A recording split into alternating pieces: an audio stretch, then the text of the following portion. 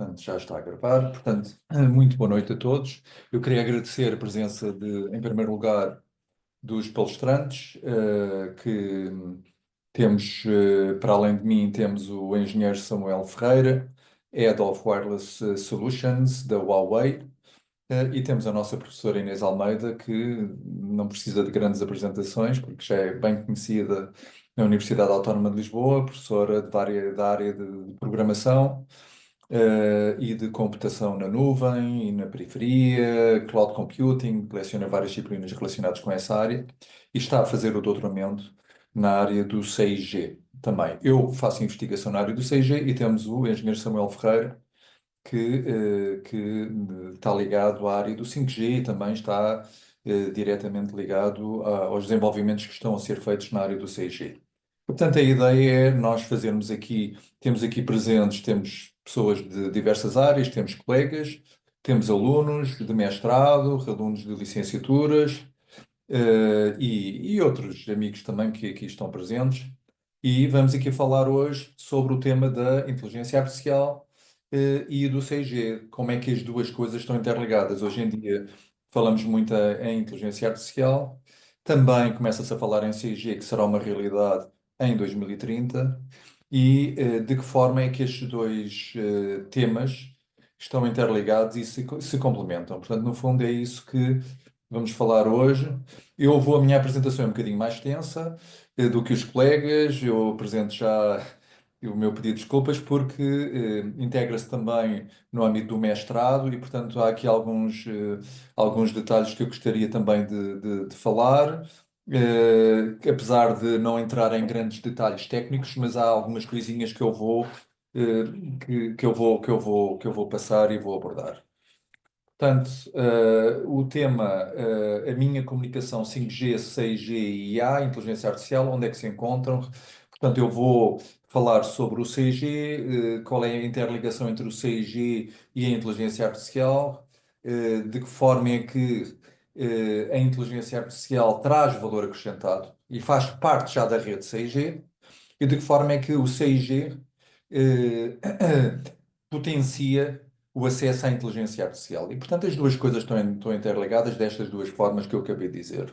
E antes de falar no 6G, eu vou falar na rede que nós temos, que é a rede 5G, que estamos na quinta geração de comunicações celulares, que apareceu em 2020, e nós sabemos que aproximadamente em cada 10 anos temos uma nova geração, e, portanto, estamos neste momento com várias evoluções do 5G até chegarmos ao 6G em 2030.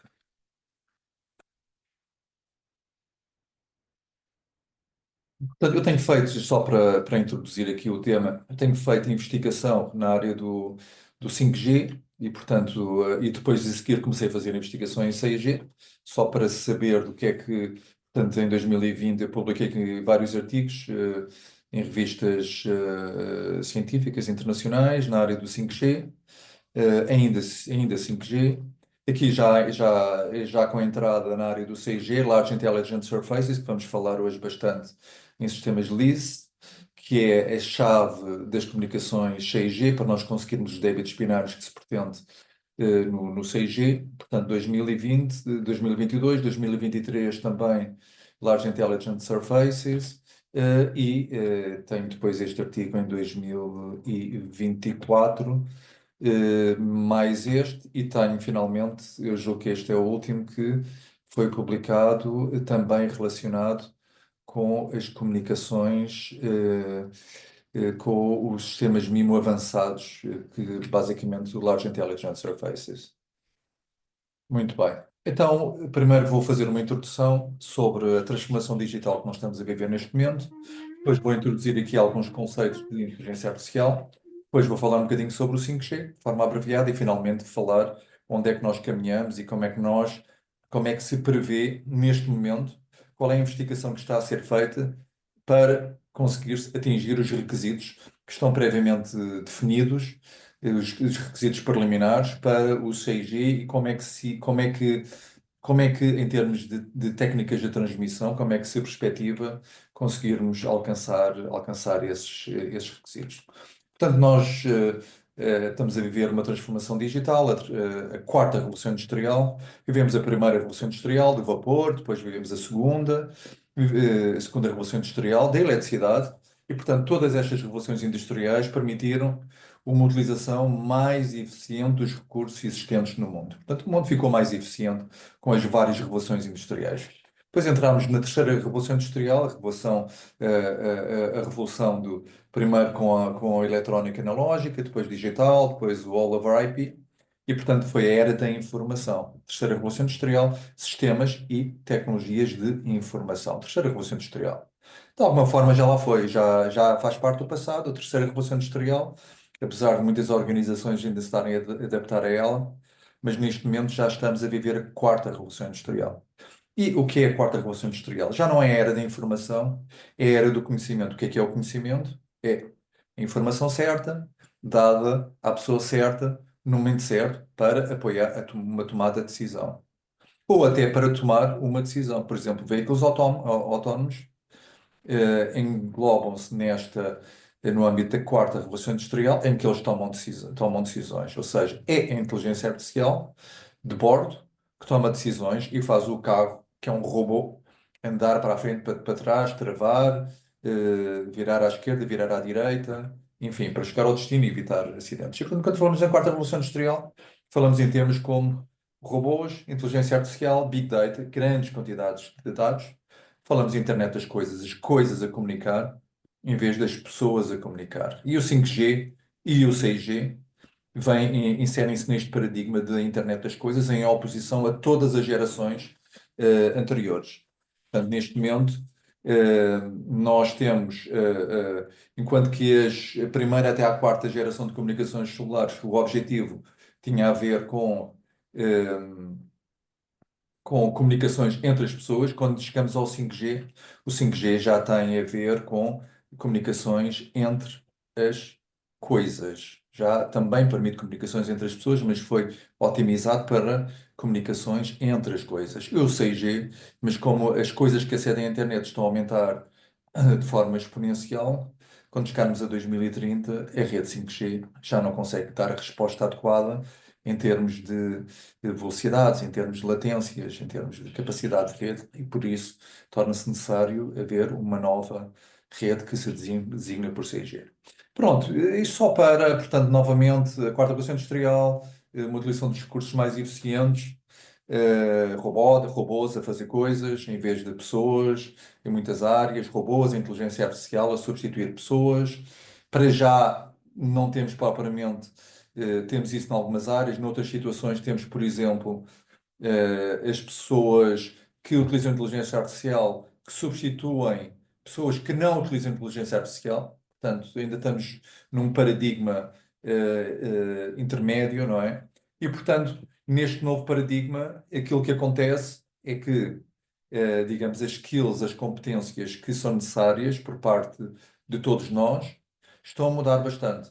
Portanto, já não tem uma ênfase tão grande as competências científicas e técnicas, mas já o mundo, a sociedade, as empresas, as organizações começam a dar maior ênfase a outras skills, a outras competências, como competências humanas, competências sociais, a capacidade de trabalhar em grupo, resolver conflitos, pensamento crítico, pensamento analítico. Portanto, a inteligência emocional, portanto, todas essas questões hoje em dia são mais determinantes do que eram antigamente, onde se dava uma ênfase elevadíssima às competências técnicas e científicas. Hoje continua a ser importante, mas dá-se mais importante porque temos o apoio da tecnologia no que no que às competências técnicas diz respeito. Portanto, o 5G, como eu disse, foi a primeira geração que apareceu, que permitiu, enquanto que as outras gerações todas estavam desenhadas para comunicações entre pessoas, entre humanos, a quinta revolução industrial, perdão, a quinta geração de comunicações celulares foi desenvolvida tendo em vista comunicação também de pessoas, mas comunicações internet das coisas, e permite também, desde já, uma grande diferença, permite comunicações ponto a ponto. Ou seja, enquanto que as gerações anteriores, as comunicações eram sempre feitas através de estações de base, o 5G já permite, em alguns casos, como vamos ver mais à frente, comunicações diretas entre, por exemplo, entre dois veículos autónomos. Porquê que são comunicações diretas? Porque quando falamos em veículos autónomos, utilizam um caso que se chama Ultra Reliable Low Latency Communications, em que as comunicações têm que ser ultra fiáveis e ultra baixa latência. E, portanto, não há tempo para ir à estação de base e voltar para trás. A comunicação tem que ser feita em tempo real portanto, o 5G nem sempre utiliza estações de base. Permite já, em alguns casos de uso, comunicação direta entre dispositivos, e isso é muito importante. E, portanto, nós podemos olhar aqui para um veículo autónomo, é um robô que comunica, usa a internet das coisas. Essa internet das coisas geram quantidades massivas de dados, e tem sensores também, geram quantidades massivas de dados que são processados. Cá está a Big Data, temos a internet das coisas, Big Data, são processados. Porquê? Inteligência artificial. E essa inteligência artificial faz mover o veículo e tem o controle do veículo. Pronto. É a era do mundo em que nós estamos, as fábricas inteligentes, a agricultura inteligente, a guerra inteligente, os veículos autónomos, as smart cities, as smart houses, enfim, toda essa questão. Portanto, em todas as áreas nós temos uma grande mudança de paradigma, e o mundo está a mudar. Só para introduzir, que é o tema central aqui do nosso deste evento. Portanto, o tema é a convergência entre o 6G e a inteligência artificial. Portanto, qual é que é a relação entre uma coisa e outra? Bom, o 6G, com débitos binários muito elevadíssimos, da ordem dos terabits por segundo, vai permitir um acesso a quantidades de informação e a serviços muito mais dependentes da inteligência artificial, como nós já vamos ver. Portanto, o 6G vai ser, digamos, o sistema nervoso que interliga o domínio físico do domínio digital. O domínio físico é o nosso domínio, do domínio digital. E depois a inteligência artificial pode ser visto como o cérebro que processa todas essas enormíssimas quantidades de dados. Portanto, basicamente, portanto, a inteligência artificial, o 6G facilita o acesso à inteligência artificial, mas por outro lado, a inteligência artificial é parte da rede 6G, embedded já está integrada na rede 6G para todo um conjunto de situações, e o trabalho de investigação que eu estou a fazer, e a Inês Almeida também, tem efetivamente a ver com isso. Tem a ver de que forma é que a inteligência artificial pode permitir otimizar os algoritmos do 6G para que nós consigamos os objetivos do 6G, designadamente em termos de técnicas de transmissão, em termos de desempenho em tempo real, resposta em tempo real com atrasos muito baixos, a redução de latências, enfim, e adaptação às necessidades dos diversos utilizadores. Portanto, o 6G permite também uma coisa que começa-se a designar por Internet of Senses, Internet dos sentidos, porque o 6G já visa integrar todo um conjunto de experiências sensoriais, como a visão, o som, o toque e até o cheiro em tempo real, e, portanto, integrando todas essas quantidades de dados e permitindo à inteligência artificial processar em tempo real todas estas experiências sensoriais. E, portanto, nós hoje em dia ainda apontamos com o telemóvel, fazemos um vídeo, fazemos o upload do vídeo ou fazemos o upload da imagem, e aquilo que se pretende é que tudo isto seja feito não apenas para uma imagem, não apenas para um vídeo, não apenas para um texto, mas que tudo isto seja feito de forma automatizada e em tempo real. E depois, nós falamos aqui, quando falamos em veículos autónomos, falamos em processamento edge computing, em processamento na periferia. Reparem, um veículo autónomo tem grandes quantidades de dados, não se pode dar ao luxo de mandar os dados para a cloud para processar, e depois para processar os dados na cloud. Portanto, digamos, o processamento com inteligência artificial tem que ser feito on-board, e, portanto, falamos em processamento na periferia, edge computing em vez de cloud computing. Portanto, são os dois temas que nós temos agora. Portanto, de que forma é que a inteligência artificial apoia o CIG? Apoia, que é a área que eu estou a trabalhar, cancelamento de interferências e de ruído, bem como estimação de canal, será um dos exemplos. Permite comunicações de ultra baixa latência necessárias para veículos autónomos, drones, aplicações médicas. Em termos de eficiência energética, portanto, a inteligência artificial apoia a gestão de consumos energéticos para dispositivos IoT críticos. E tem aqui um aspecto que é muito importante, que é o aspecto da cibersegurança. E, portanto, o machine learning, a inteligência artificial, mas normalmente quando falamos em inteligência artificial é um chapéu muito grande. O machine learning é uma, digamos, a inteligência artificial inclui tipicamente inteligência artificial generativa, não é? Os Large Language Models e os Large Multimedia Models. E, normalmente, em termos de segurança, utiliza-se machine learning, porque o machine learning, portanto, em aprendizagem supervisionada, não supervisionada, permite detecções em tempo real e, portanto, é mais apropriado para as questões de detecção e mitigação de ataques. Hoje em dia, aqueles sistemas de cibersegurança tradicionais de Intrusion Detection Systems, IDS, IPS e Intrusion Preventive Systems, tendem a ser feitos não com aquelas, aquela tecnologia tradicional de detecção, onde temos ligações aos vários pontos de rede, mas com inteligência artificial, com algoritmos muito, muito bem treinados, e que realmente são muito mais eficientes em termos de detecção em tempo real. A inteligência artificial, entrando aqui, fazendo aqui uma introdução ao tema, o que é a inteligência artificial? É a área de estudo que permite aos computadores aprender sem ser explicitamente programados para isso. Portanto, eles aprendem, eles estão programados para desenvolver algoritmos de inteligência artificial e é a inteligência artificial que aprende todo um conjunto de áreas diferentes e, portanto, nós hoje em dia está nas nossas vidas, mesmo de formas que nós nem nos apercebemos em conversões de voz para texto, em reconhecimento de imagem. Imaginem estimar os preços com base nos datasets, nas experiências passadas.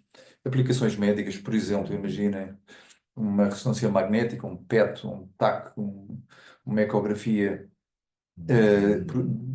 analisada por inteligência artificial, tende a ser mais eficiente do que se for olhada muitas das vezes por experientes radiologistas. E, portanto, temos aqui ganhos bastante grandes.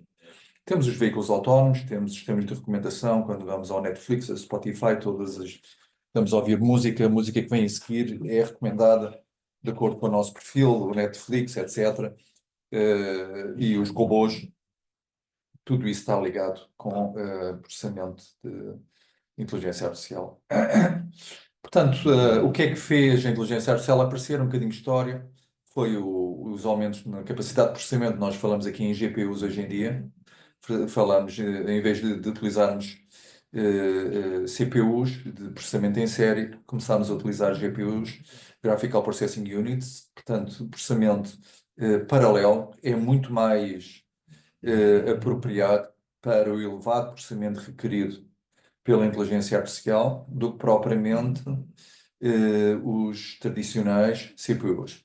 E, portanto, o aumento do processamento foi um driver para que a inteligência artificial começasse a ser utilizada de forma massiva, bem como as grandes quantidades de dados que começaram a estar disponíveis. Nós temos sensores por todo o lado, temos comunicações por todo o lado, e, portanto, todo o mundo passou do mundo físico para o mundo digital e, portanto, tudo foi digitalizado e há muita coisa para ser digitalizada ainda e, portanto, existe um mundo naturalmente que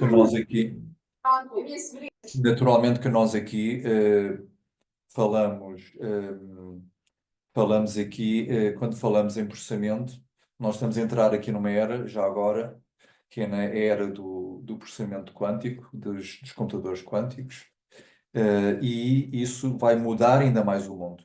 Ou seja, os algoritmos que nós temos hoje em dia de inteligência artificial, que eu já vou falar um bocadinho sobre eles, se nós pusermos em cima disso um computador que tem uma capacidade de processamento Imaginem, computador de 64 bits, vai ter uma capacidade de processamento de 2 elevado a 64 vezes mais elevado que o computador convencional.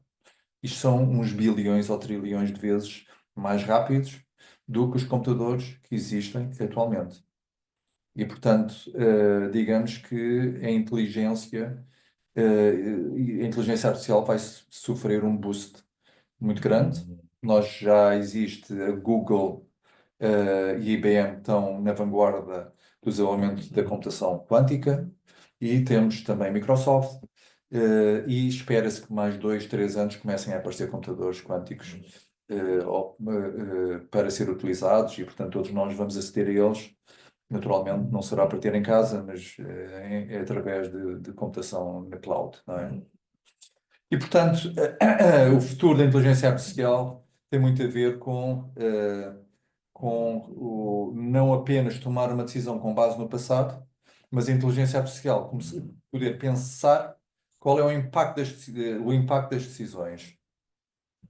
Ou seja, qual é o impacto de mandar ou não mandar para a prisão, ok? De virar à esquerda e matar um veículo autónomo, matar uma pessoa jovem, ou virar à direita e matar uma pessoa idosa.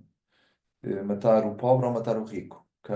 São tudo questões éticas e, portanto, a inteligência artificial deve ter aqui alguma capacidade de olhar mais à frente e olhar qual é o impacto dessas mesmas decisões. Esse é a próxima geração da inteligência artificial, está bem? Que, levando em conta fatores como altruísmo e empatia, que foram necessários para o desenvolvimento da espécie humana onde nós vivemos hoje em dia. Sem isso, não havia espécie humana. Muito rapidamente, temos aqui vários tipos de inteligência artificial. Inteligência artificial é um chavão. Temos aprendizagem supervisionada, que basicamente, entradas e saídas, temos um dataset com entradas e saídas, com várias características e saídas. Basicamente, podemos utilizar aprendizagem supervisionada, eh, com um neurónio, ou quando temos vários neurónios, chamamos Deep Learning. Portanto, já não chamamos Machine Learning. Tudo isto é Machine Learning, mas quando temos vários neurónios, normalmente designamos por Deep Learning. Portanto, temos a aprendizagem supervisionada, onde temos um valor de saída, um Y, que se não tivermos um valor de saída, tivermos apenas valores de entrada, chamamos aprendizagem não supervisionada. Temos também um tipo de inteligência artificial que se chama Reinforcement Learning, que é utilizado pelos veículos autónomos. Basicamente, o veículo autónomo tem um algoritmo que visa maximizar as recompensas e, enquanto ele se mantiver no centro da faixa, está a ganhar pontos. Cada vez que ele se afasta do centro da faixa, ele perde pontos e, portanto, ele pretende sempre ganhar o número de pontos. E depois temos a inteligência artificial generativa, que nós já conhecemos e todos nós utilizamos, que está baseado, que tem por detrás um sistema de aprendizagem supervisionada. Basicamente, a inteligência artificial generativa é uma aprendizagem supervisionada que está treinada com toda a informação que existe na internet e nos livros, etc. E, portanto, dá-nos depois respostas que nós já vamos passar por isso. Pronto, Machine Learning, como eu disse, é utilizada, todos estes tipos de Machine Learning podem ser utilizadas, aprendizagem supervisionada para reconhecimentos de padrões de ataques, aprendizagem não supervisionada para classificar padrões que estão associados a perfis de ataques também, ou anomalias, que quando acontece alguma coisa que é fora do padrão normal, ele pode detectar e o operador depois ir investigar e ver aquilo que se passa. Portanto, quando falamos em supervised learning, aprendizagem supervisionada, um neurónio apenas, podemos falar em classificação, é um cão ou é um gato, ou podemos utilizar, por exemplo, para regressão. Basicamente, para regressão, imaginem que nós temos um dataset, onde temos um conjunto de valores, de áreas da casa e os preços respectivos. Em vez de termos apenas um valor de entrada, um valor X, este será o X e este será o Y. Em vez de termos apenas um valor X, podíamos ter vários, X1, X2, X3. Podíamos ter a área da casa, a idade da casa, a localização da casa e o valor respectivo. E, portanto, o sistema, nós damos-lhe um conjunto de valores e ele vai, naturalmente, com várias características. Isto não será uma linha, será um gráfico não a duas dimensões, mas a três, quatro, cinco dimensões. E, portanto, fazemos uma regressão linear. Quando aparece uma casa que tem uma determinada área, nós aplicamos e dá-nos o valor. E, portanto, nós já sabemos quanto é que vale a nossa casa, entrando com as características. Isto é a regressão linear, basicamente aprendizagem supervisionada, tem tudo a ver com matemática e com estatística. Basicamente é isto. Ele, a partir dos valores passados, ele encontra o resultado final e, portanto, nós treinamos com X e com Y, tá bem? Enquanto que a aprendizagem não supervisionada não tem valor Y, só tem valor X de entrada. Essa é a grande diferença. E tem tudo a ver com o treino, é com o treino que nós vamos fazer com que a reta ou a curva seja a mais apropriada. Basicamente, o dataset, aquilo que visa é termos a curva ou a reta o mais apropriada possível. Portanto, isto tem tudo a ver com duas coisas. Aliás, o resultado final, o sucesso de um sistema de inteligência artificial tem a ver com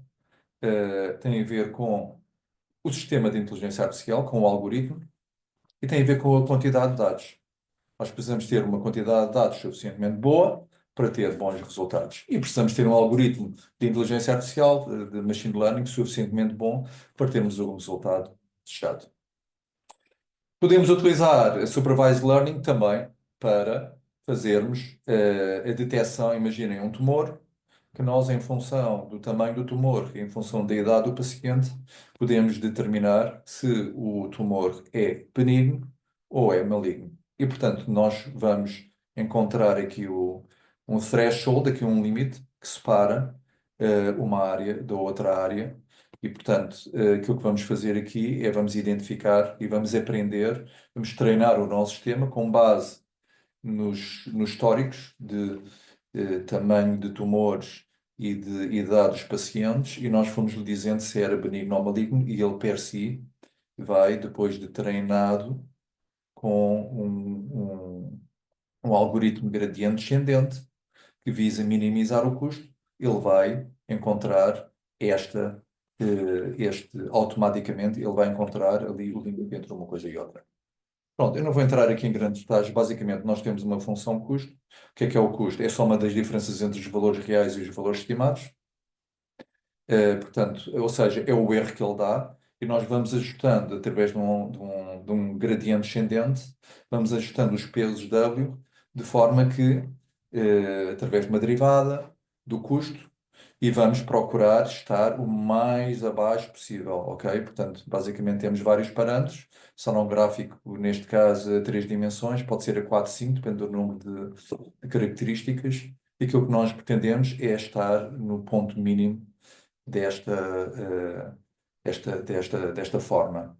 Este ponto mínimo significa que o custo está minimizado e, portanto, tenho o sistema treinado, e qualquer dado que eu precise do sistema será um dado bastante preciso. Quando falamos com vários neurónios, quando falamos em redes neuronais, o deep learning, basicamente aquilo que nós falámos era para um neurónio apenas.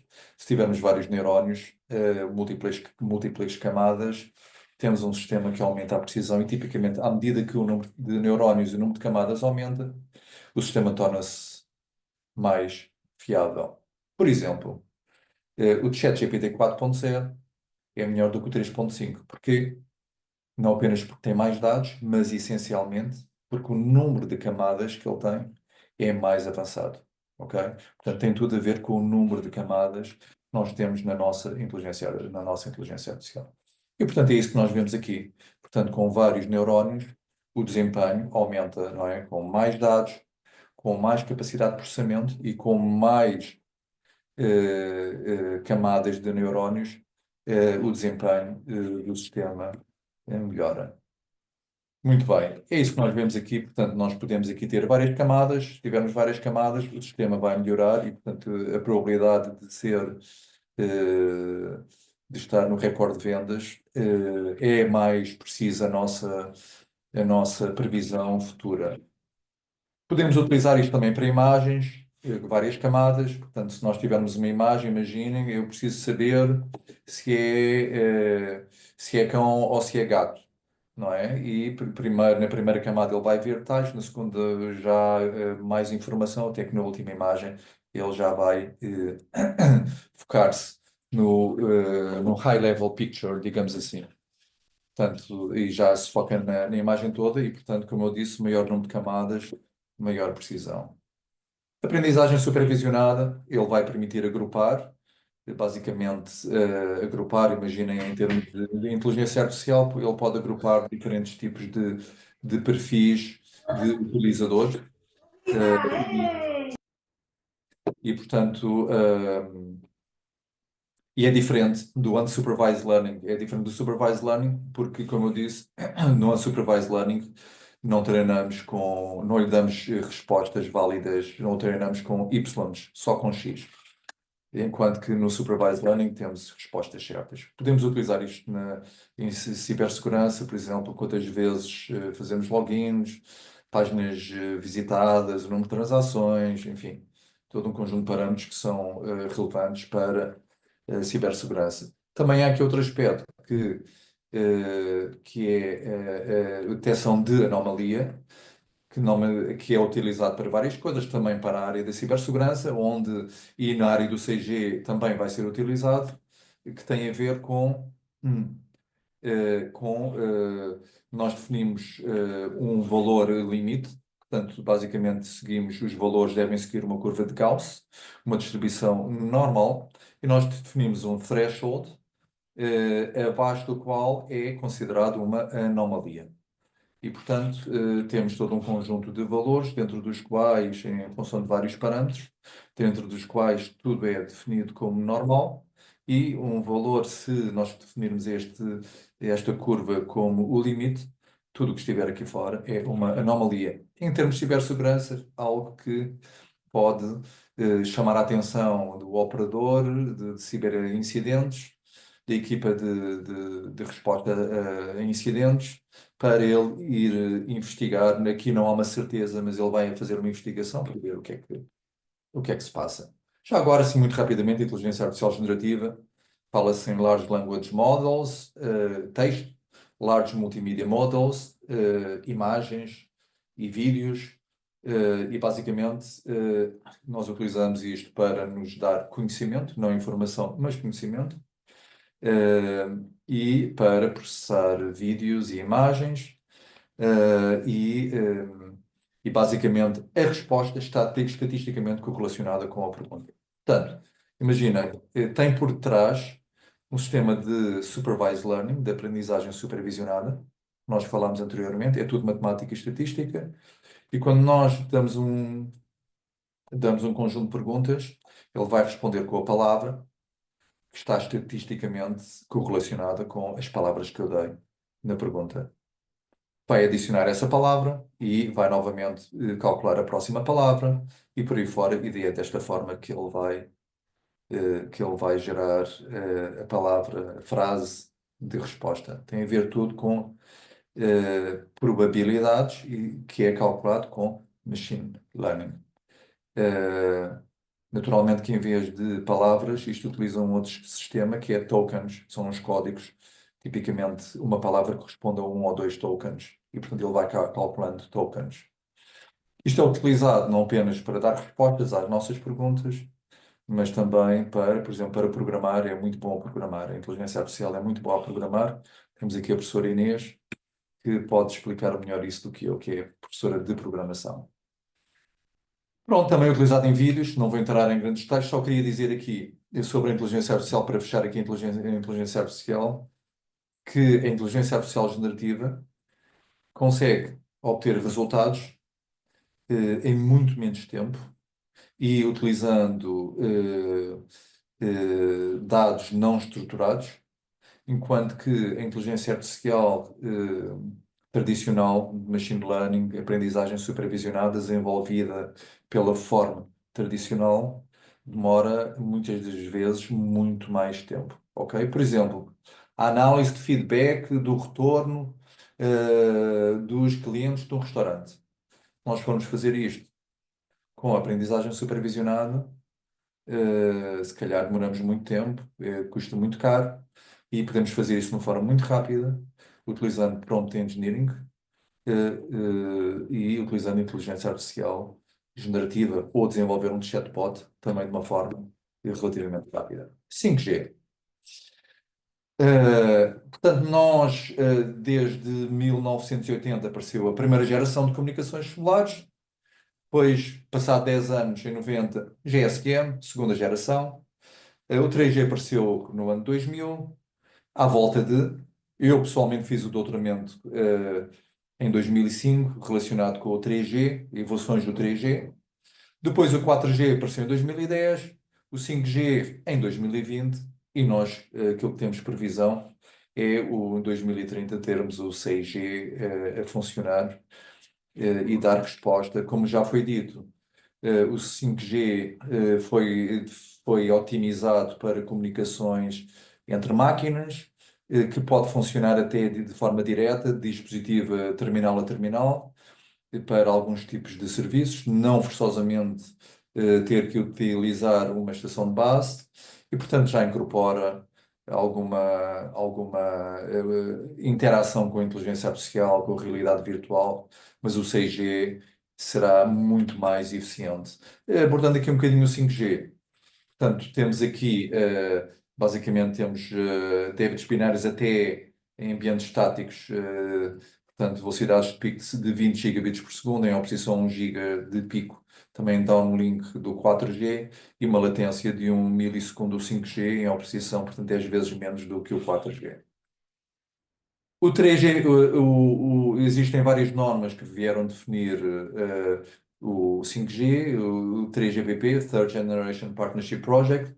Primeiro o release em 2018, o release 15, que se focou na implementação inicial do 5G. Portanto, focou-se, nós no 5G temos três casos de uso.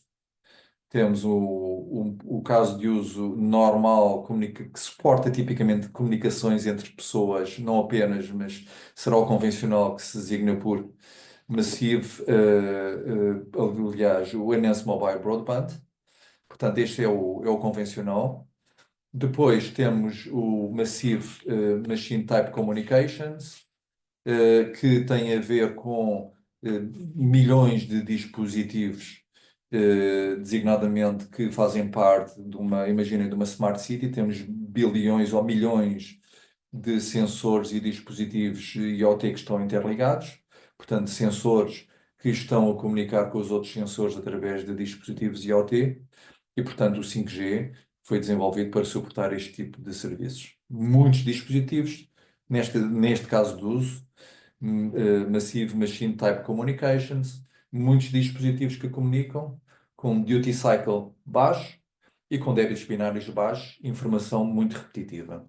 Depois temos o terceiro caso de uso, que se designa por Ultra Reliable Low Latency Communications. Tal como o nome indica, Ultra Reliable, ultra fiável, são serviços que não aceitam falhas. Por exemplo, uma cirurgia remota, por exemplo, um veículo autónomo. Low Latency Communications, baixa latência, não pode haver atrasos. Portanto, este é o terceiro caso de uso. Quando falamos no release 15, ele suportava apenas o primeiro caso de uso, o Enhanced Mobile Broadband, em modo standalone e o modo non-standalone. Portanto, non-standalone ainda baseado na rede 4G. Depois o Release 16 já incorporou os outros dois casos de uso, o Massive Machine Type Communications, bem como o Ultra Reliable, e introduziu um conceito que se chama Network Slicing, que é dividir os recursos da rede em várias fatias e cada fatia, vamos dizer, eu vou dividir a minha rede em três fatias e os recursos são alocados a cada um destes casos de uso, de forma a poder sempre ter ali alguma reserva de recursos para cada um dos casos de uso. Depois, em 2022, apareceu o Release 17, que veio introduzir algumas melhorias ao Ultra Reliable, ao Latency Communications, e bem como ao Network Slicing, mais eficiente, esta reserva de recursos, também o controle remoto de veículos, e depois apareceu, agora mais recentemente, o Release 18, designado por 5G Advanced, que já tem uma integração da inteligência artificial e do machine learning como fazendo parte da rede 5G. Portanto, esta é a grande diferença. Temos redes já mais adaptativas, redes mais inteligentes, onde já incorporam um pouco uma parte da inteligência artificial para poderem responder às latências necessárias, poder melhorar o funcionamento da rede, poder adaptar-se às necessidades dos diversos utilizadores e poderem ser redes que, ao nível da cibersegurança, são redes mais seguras. E, portanto, é esse o caminho que está a ser feito. Em termos de técnicas de transmissão, as redes 5G estão suportadas. Como é que se consegue atingir aqueles 20 gigabits por segundo de pico em download? Consegue-se com dois aspectos básicos, que é o sistema massivo MIMO. Massivo MIMO quer dizer múltiplo input, múltiplo output, relativamente ao canal de propagação. Significa que eu tenho múltiplas antenas de transmissão e múltiplas antenas de recepção. E quando eu digo que é massivo, quer dizer que o número de antenas de transmissão e de recepção é massivo, da ordem das centenas ou milhares, ok? É massivo. E também o 5G, enquanto que as gerações anteriores utilizavam bandas de frequência de ordem, variam um pouco de país para país, da ordem dos 2 gigas e tal, 3 gigas, 3 GHz de frequências portadoras. O 5G, além dos 3 GHz, também faz uso daquilo que se chama as ondas milimétricas. Ondas milimétricas são frequências da ordem dos 60 até aos 100 GHz, que têm comprimentos de onda milimétricos, enquanto que os 3 GHz são ondas centimétricas, que têm comprimentos da ordem dos centímetros. Portanto, reparem, utilizarmos frequências mais elevadas. E qual é o objetivo disto? Mitigar aquilo que se chama interferência intersimbólica causada pela existência de múltiplo entre o transmissor e o receptor. É sempre o mesmo problema, que é o grande inimigo das comunicações wireless. Portanto, utilizarmos eh, técnicas de multipercurso, os sistemas MIMO, que permite, por exemplo, aqui o sistema multi-user MIMO, nós podemos estar a transmitir para diversos utilizadores ao mesmo tempo e na mesma frequência, e eles são separados através de processamento de sinal. Está bem? Portanto, esta é uma grande vantagem, permite realmente, os sistemas MIMO permitem uma melhor utilização dos recursos de transmissão.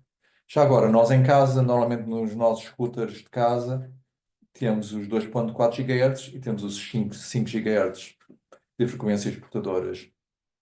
E nós sabemos que os 5 GHz conseguimos transmitir débitos binários muito mais elevados do que com 2.4 GHz. No entanto, a cobertura dos 5 GHz é menor do que os 2.4 GHz. Aqui é a mesma coisa. Quando utilizamos ondas milimétricas, as tais frequências da ordem dos 60 a 90 GHz, o alcance é muito menor, mas os débitos binários são muito maiores. Por outro lado, frequências mais elevadas, conseguimos antenas mais pequeninas. Se conseguimos pôr num telemóvel, se calhar, centenas de antenas ou dezenas de antenas, não é? Portanto, implementar o sistema MIMO de uma forma muito mais eficiente. As antenas são mais pequenas e o afastamento entre antenas é também mais curto, porque o comprimento de onda deve ser da ordem dos 2 a 3, o afastamento deve ser da ordem de 2 a 3 comprimentos de onda e, portanto, conseguimos acomodar com ondas milimétricas com frequências altas um número de antenas muito maior num telemóvel, já não digo numa estação de base, que isso então. Mas há todo um conjunto de técnicas que o 5G incorpora, além do massivo MIMO, ondas milimétricas, mas muitas outras técnicas de transmissão. E há aqui um problema, que é o aumento, a complexidade aumenta com o número de antenas de transmissão e de recepção. Isto é um problema muito grande, porque reparem, maior complexidade significa maior processamento do terminal. E o que é que isso quer dizer? A bateria do meu telemóvel vai à vida rapidamente. Portanto, tenho débitos binários mais elevados, mas mesmo que eu tenha um microprocessador que consiga fazer isso tudo, a bateria vai-se embora rapidamente. E, portanto, temos que encontrar aqui um trade-off, aqui um equilíbrio entre aquilo que se consegue fazer e aquilo que é realmente fazível na prática sem fazendo um uso da bateria eficiente. Falamos aqui um bocadinho no 6G, já para terminar. Portanto, o 6G é utilizado em smart cities, para otimizar a energia da rede, o tráfego, os aspectos de segurança que já falámos. Human Machine Communications, falamos aqui muito hoje em dia, o 6G potencia o Wireless Brain Interaction, portanto, em interação humano-máquina, o 6G vai ser um facilitador disso. E falamos aqui também em aplicações de saúde remotas, e o 6G, o 5G já deu um contributo nesse sentido, e o 6G pretende realmente aumentar isso de forma exponencial. Portanto, o 5G, basicamente o 5G trouxe-nos os requisitos iniciais da tal quarta revolução industrial. O objetivo do 6G, face ao elevado número de dispositivos IoT que estão a proliferar pelo mundo de forma exponencial, o 6G visa melhorar essa resposta relativamente ao 5G e fazer face a novos serviços, por exemplo, serviços holográficos. Estamos a fazer uma videoteleconferência. No futuro, em vez de utilizarmos videochamadas, vamos utilizar serviços holográficos, hologramas, portanto, imagens a 3 dimensões, onde os débitos binários necessários são exponencialmente mais elevados. Falamos em dispositivos Smart Cities e Smart Houses. O 6G tem aplicações em veículos autónomos. Cá está o Wireless Brain Computer Interaction. Enfim, serviços de saúde. E, portanto, aquilo que se pretende é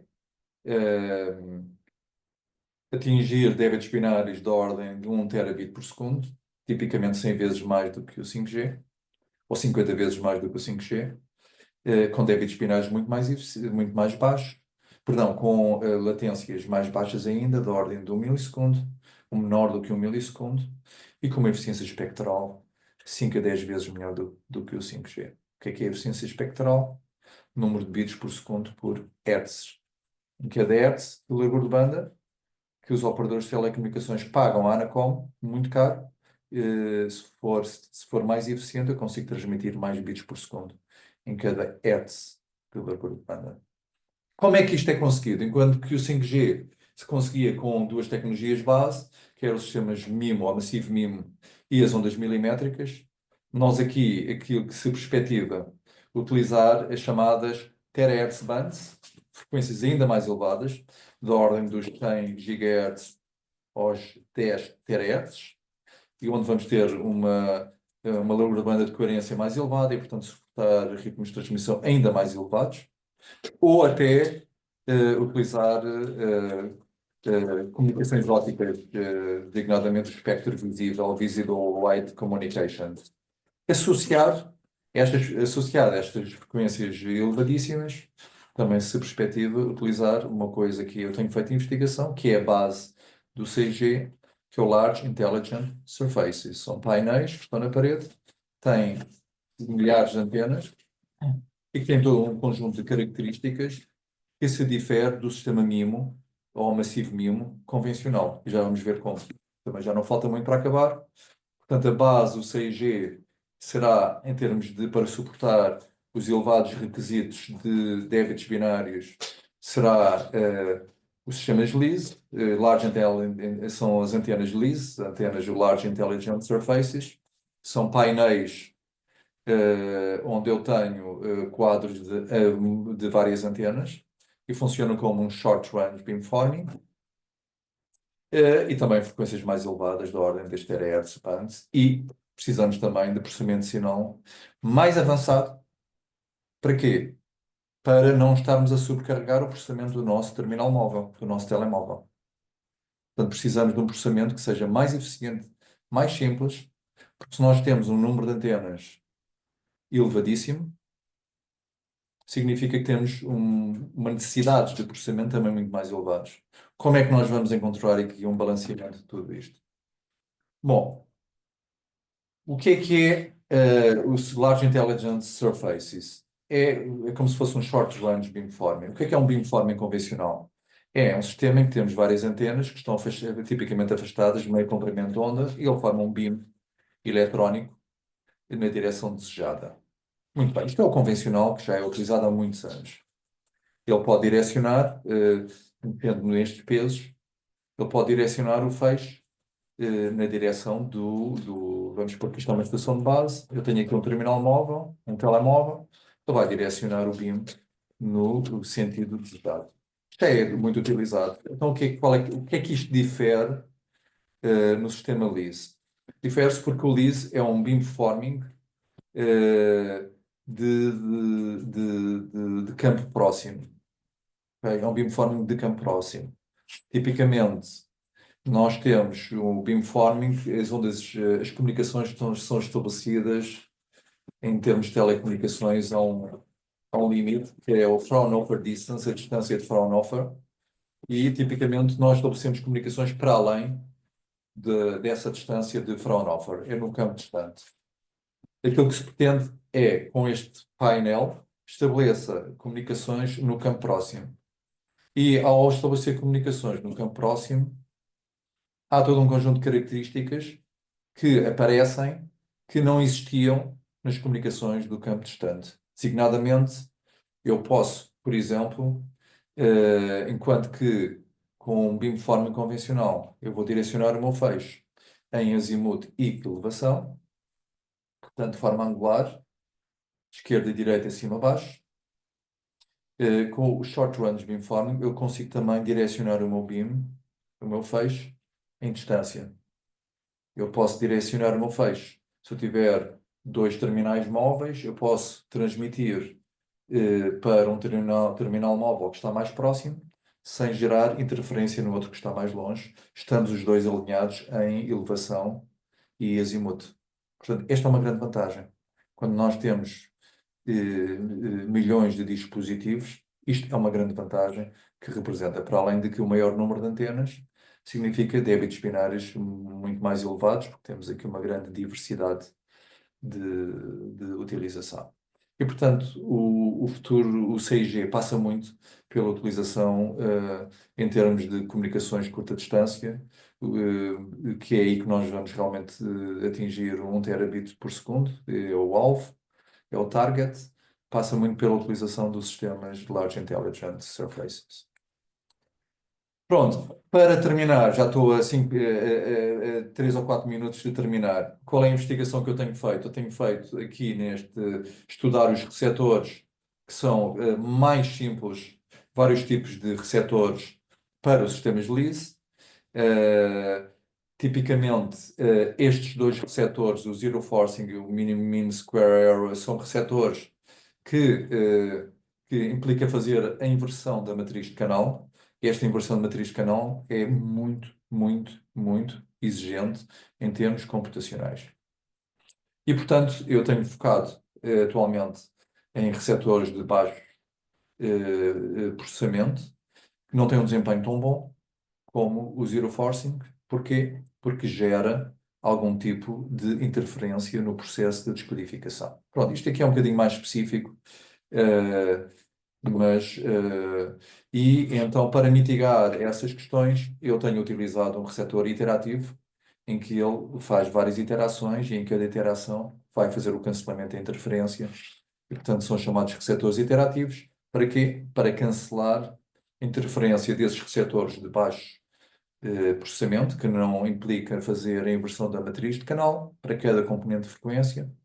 E, portanto, eu consigo ter um sistema que é mais eficiente, consigo melhorar o desempenho, consigo aproximar o desempenho dos outros receptores. Não da forma desejada. E, portanto, eu vou mostrar-vos aqui alguns gráficos. Nós vimos aqui, por exemplo, o receptor MRC, que eu estou a trabalhar, comparativamente em termos de desempenho. Se nós virmos aqui o bit error rate, a taxa de erros, em função da relação sinal-ruído, aquilo que eu consigo com o MRC e com o EGC ainda menos bom, face aos outros que são muito computacionalmente exigentes, o Zero Forcing e o MMSE, ainda estou aqui um bocadinho distante, para 4 painéis de 25 antenas. Se eu considerar 4 painéis de 225 antenas, bom, já fico mais próximo. Já estou aqui mais próximo com o MRC, já estou mais próximo do Zero Forcing, com um receptor muito, muito mais simples. Isto é só para com diversos números de utilizadores, naturalmente que aumentando o número de utilizadores o desempenho decresce. Depois há aqui uns códigos LDPC que podem ser utilizados e quando eu utilizo estes códigos LDPC, eu obtenho desempenhos bastante melhores. A investigação que eu estou, esta investigação já fiz, já foi publicado. Neste momento eu estou a trabalhar só para vos explicar o que é que eu estou a fazer. Estou a trabalhar na utilização de machine learning. Lá está a inteligência artificial estando integrada nas próprias redes 6G, foi isso que nós vimos no início da apresentação. E estou a utilizar machine learning, designadamente deep learning, um tipo de redes muito particular que se chama Convolutional Neural Networks, CNNs, para quê? Para cancelar a interferência, em vez de utilizar um receptor iterativo, que eu vos mostrei, estou a utilizar CNNs para cancelar a interferência gerada no processo de detecção destes receptores aqui, MRC e EGC, os tais receptores que são muito simples e que não necessitam fazer a inversão da matriz canal. Portanto, esta é a abordagem. Que o que se pretende é utilizar sistemas de LIS com muitas antenas, mas manter o nível de processamento do receptor do terminal móvel baixo. E, portanto, o que é que são redes Convolutional Neural Network, CNNs? Bom, é uma rede em que eu não vou utilizar os neurónios não utilizam todos os dados, mas utilizam apenas alguns dos dados e, portanto, faço aqui uma divisão eh, em oposição ao deep learning convencional e isto tem várias vantagens, portanto, aumenta a capacidade de processamento e não necessita de tantos dados para obter resultados. E, portanto, desafios disto. Inês, Gelson, que estão a trabalhar aqui nesta área, desafios disto. Os desafios têm a ver com números complexos. Números complexos. É muito complicado utilizarmos, quando falamos em machine learning, normalmente, machine learning funciona bem com números reais, mas as telecomunicações são números complexos. Porquê? Porque os esquemas de modulação são números complexos. A propagação provoca rotação da constelação. Portanto, tudo isto são números complexos. Eu não posso separar a parte real da parte imaginária e processar cada item de forma individual, porque tudo isto está interrelacionado. Eu não posso chegar ao receptor e dizer, ok, isto é a parte real, isto é a parte imaginária, porque eles estão interrelacionados um com o outro. E, portanto, é um problema, porque os algoritmos e as livrarias de MATLAB e de Python habitualmente estão preparados para números reais e não para números complexos. Conseguem trabalhar com números complexos, mas apenas em parte. Depois, quando chegamos a uma certa altura, eles já não conseguem. E andamos às voltas. E, portanto, a solução é usar uma livraria em Python, que se chama Deep Complex Networks, DCN, foi desenvolvido especificamente para trabalhar com números complexos e, portanto, para mitigar essa questão, existem frameworks para TensorFlow e PyTorch que permite realmente, com funções de ativação complexas e as várias camadas que trabalham no domínio complexo e permite realmente resolver este problema. A inteligência artificial ainda não está muito desenvolvida no que aos números complexos diz respeito, ok? Portanto, isto é aqui um bottleneck, não é? Um gargalo da garganta, da garrafa, que nos limita. Acabar, finalmente, falar aqui que o 6G e a inteligência artificial interagem no âmbito da quarta revolução industrial, na medida que o machine learning vai ser usado nas redes 6G, como nós vimos, para otimizar a rede, para cancelar interferências, para se adaptar às necessidades dos utilizadores, para a cibersegurança, mas também o 6G potencia a utilização da inteligência artificial. Os sistemas de LIS, como vimos, tendo a ser a solução para o 6G, dado o seu ótimo desempenho, explorando grande diversidade de multipercurso, e, portanto, os receptores MRC e EGC são uma boa solução, mas temos que encontrar soluções para a interferência que eles gerem.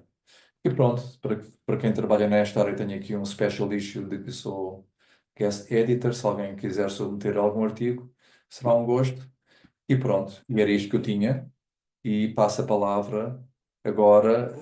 Agradeço a vossa atenção. Depois, no final, eh, perguntas e respostas. E eu agora passava a palavra ao Samuel Ferreira, como eu referi.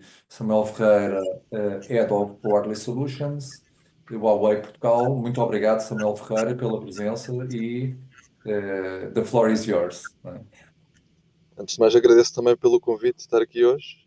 De facto, sou responsável pelas soluções wireless aqui da Huawei Portugal.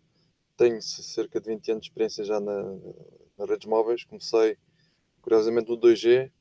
Depois implementei a primeira rede 3G na Madeira sobre dados, em que já tinha na componente de dados. Foi a primeira rede da Europa 3G com dados, em 2006.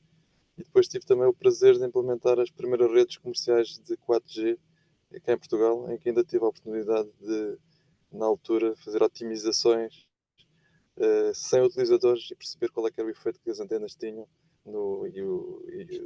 na interferência, e que deu para aprender bastante da tecnologia do 4G na altura.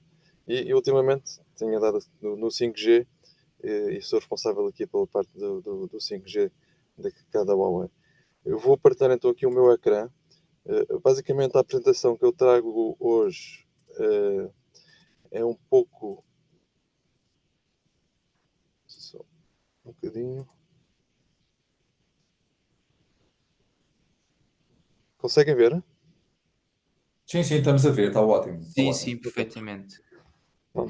A apresentação que eu trago aqui hoje é um pouco percebermos como é que a inteligência artificial vai trazer aqui novas oportunidades para as redes dos operadores, para as redes móveis crescerem, mas também trazerem aqui novos serviços e novas oportunidades para o nosso cotidiano.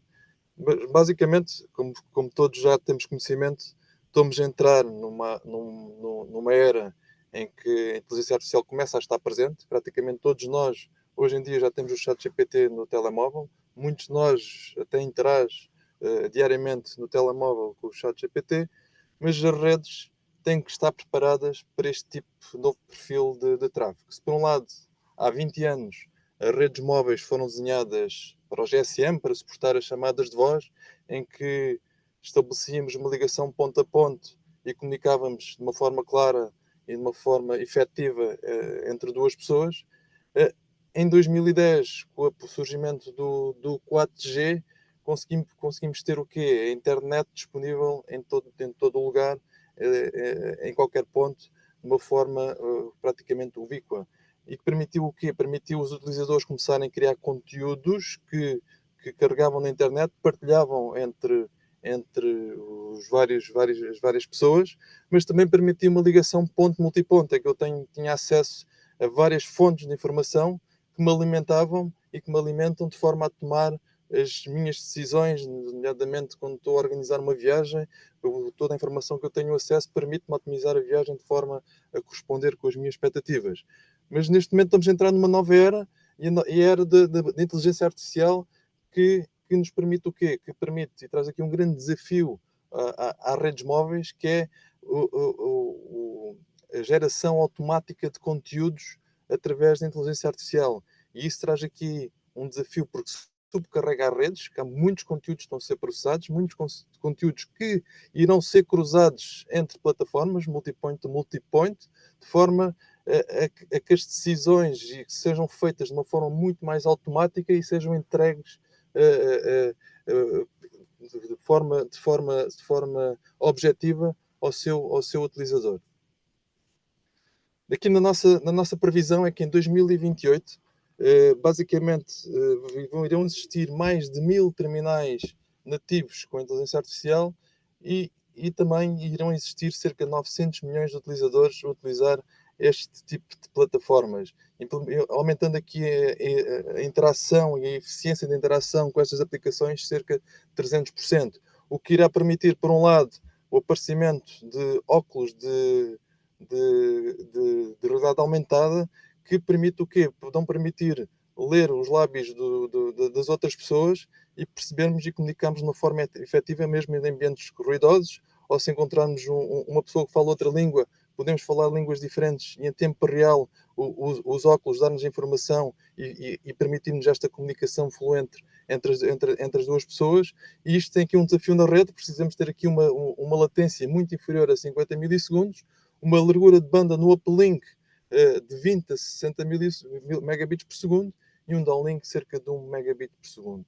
Mas, por outro lado, também temos o quê? Temos a parte dos veículos, que cada vez vão estar mais conectados à rede, e aqui a inteligência artificial também pode permitir aqui aplicações que facilitem a utilização de todo o equipamento do veículo de uma forma muito mais automática e muito mais eficiente, aqui com latências abaixo dos 20 milissegundos ou uplinks de 20 megabits por segundo e downlinks acima de 400 megabits por segundo, nomeadamente para a componente de conteúdos de infoentertainment dentro dos veículos. Toda esta panóplia de serviços, toda esta panóplia de criação de dados e geração de dados, na nossa previsão, em 2030, os dados que fluem dentro da rede dos operadores vão aumentar 120 vezes mais, em que muitos desses dados vão ser fornecidos através de agentes pessoais e que estes agentes pessoais vão ultrapassar o número de pessoas que existem no mundo, em que estes agentes pessoais vão organizar a nossa agenda, vão organizar as nossas viagens, vão organizar o nosso trabalho de forma a ser mais efetivo, mais eficiente e tudo muito mais rápido. Mas, por outro lado, também vemos do lado industrial a componente de robôs, os robôs industriais cada vez mais a aparecerem, que até 2030, segundo a nossa previsão, irão existir mais de 50 milhões de robôs e cada um destes robôs a processar por hora mais de 10 gigabits de dados. Ou seja, temos aqui um grande desafio e uma grande subcarga nas redes móveis dos operadores. E por outro lado, há aqui outra questão que é toda esta informação, todos estes dados, este oceano de dados a aparecer com requisitos específicos, torna totalmente inviável a utilização de modelos que de norte para sul, em que hoje em dia, quando eu preciso de alguma coisa, o meu terminal comunica com o servidor responde efetivamente ao meu terminal. Mas face às necessidades de inteligência artificial, eu vou ter que passar para modelos e desenhos de rede em mesh, em que tem que ter os data centers a comunicarem uns com os outros, mas por outro lado também devido à questão da latência e a necessidade de termos aqui uma capacidade de resposta muito mais rápida, preciso também que este processamento dos data centers esteja mais próximo do utilizador, mais próximo das empresas, que são aqui trazer os data centers para mais perto das empresas, mais perto das pessoas e ao mesmo tempo permitir a comunicação de terminal para terminal, de forma a que tenhamos aqui um mundo de facto muito mais inteligente, muito mais efetivo. Ou seja, podemos dizer que estas novas formas de interação, este novo tipo de serviços inteligentes e estas alterações que vão ser necessárias efetuar aqui nas redes, vão trazer aqui novas oportunidades e novas oportunidades de novos serviços para os utilizadores, mas também irá ser necessário a rede dos operadores crescer de forma a suportar e estar capacitada para estes novos desafios. E isto não só na parte de infraestrutura, mas também da componente de operação e manutenção, porque fazer a gestão numa rede tão abrangente, tão complexa, de alguma forma temos de trazer aqui também alguma automação e de alguma forma implementar também inteligência artificial ao nível da rede.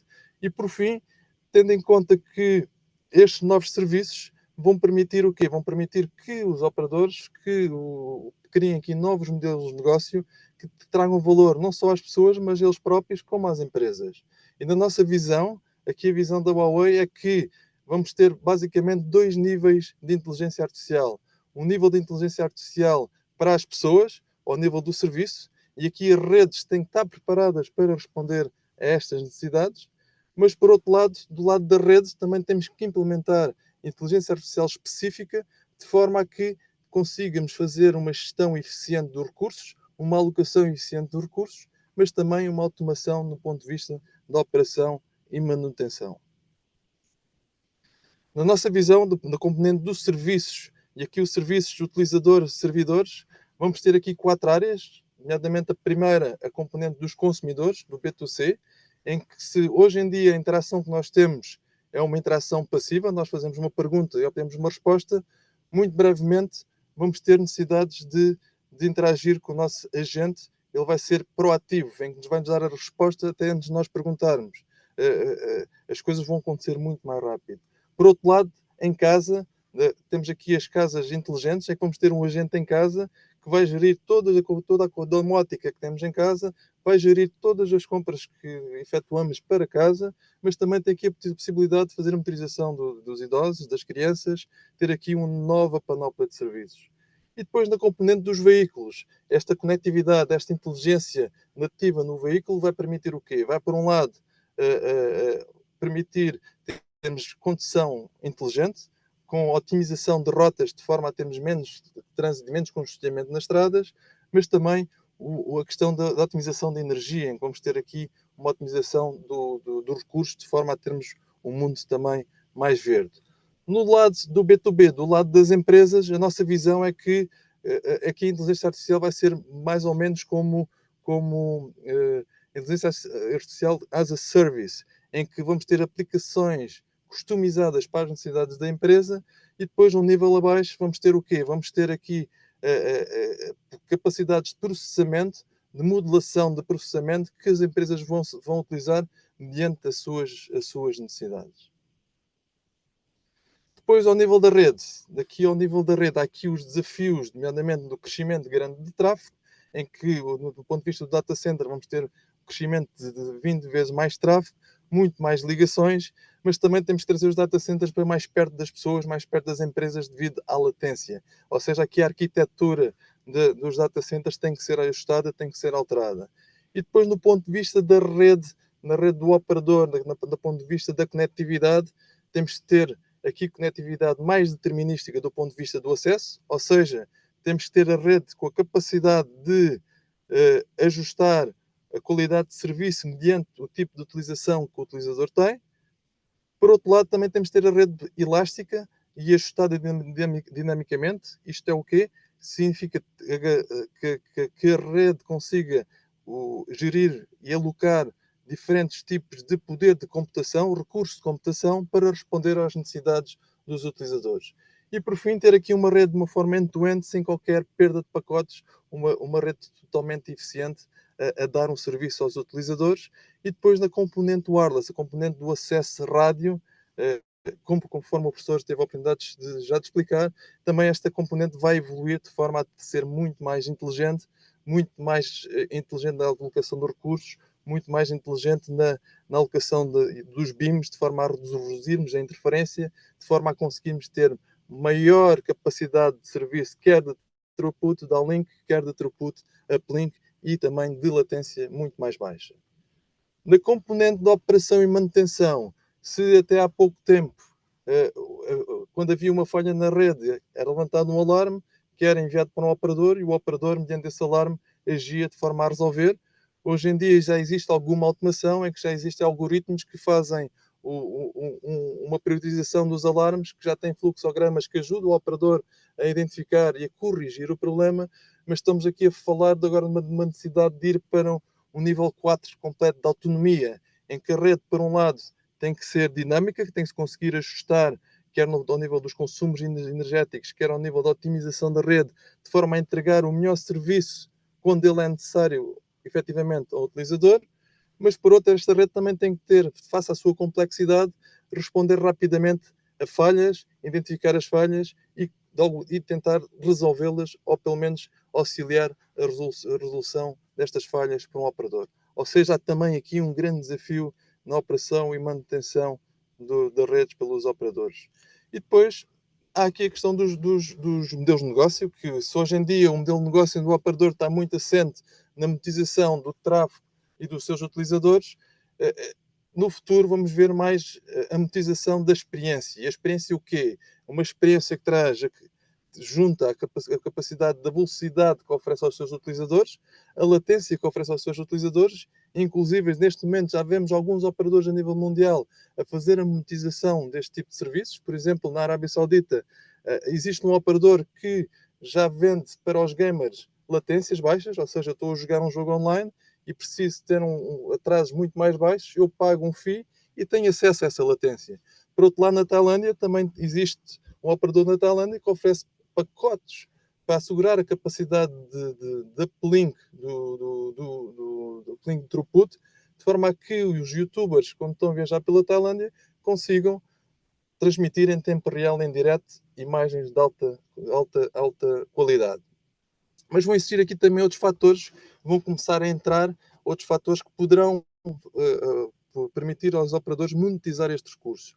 Por um lado, a nível de computação, a nível de poder de computação, os recursos que podem ser ajustados dinamicamente de acordo com as minhas necessidades, mas também capacidade de storage de informação.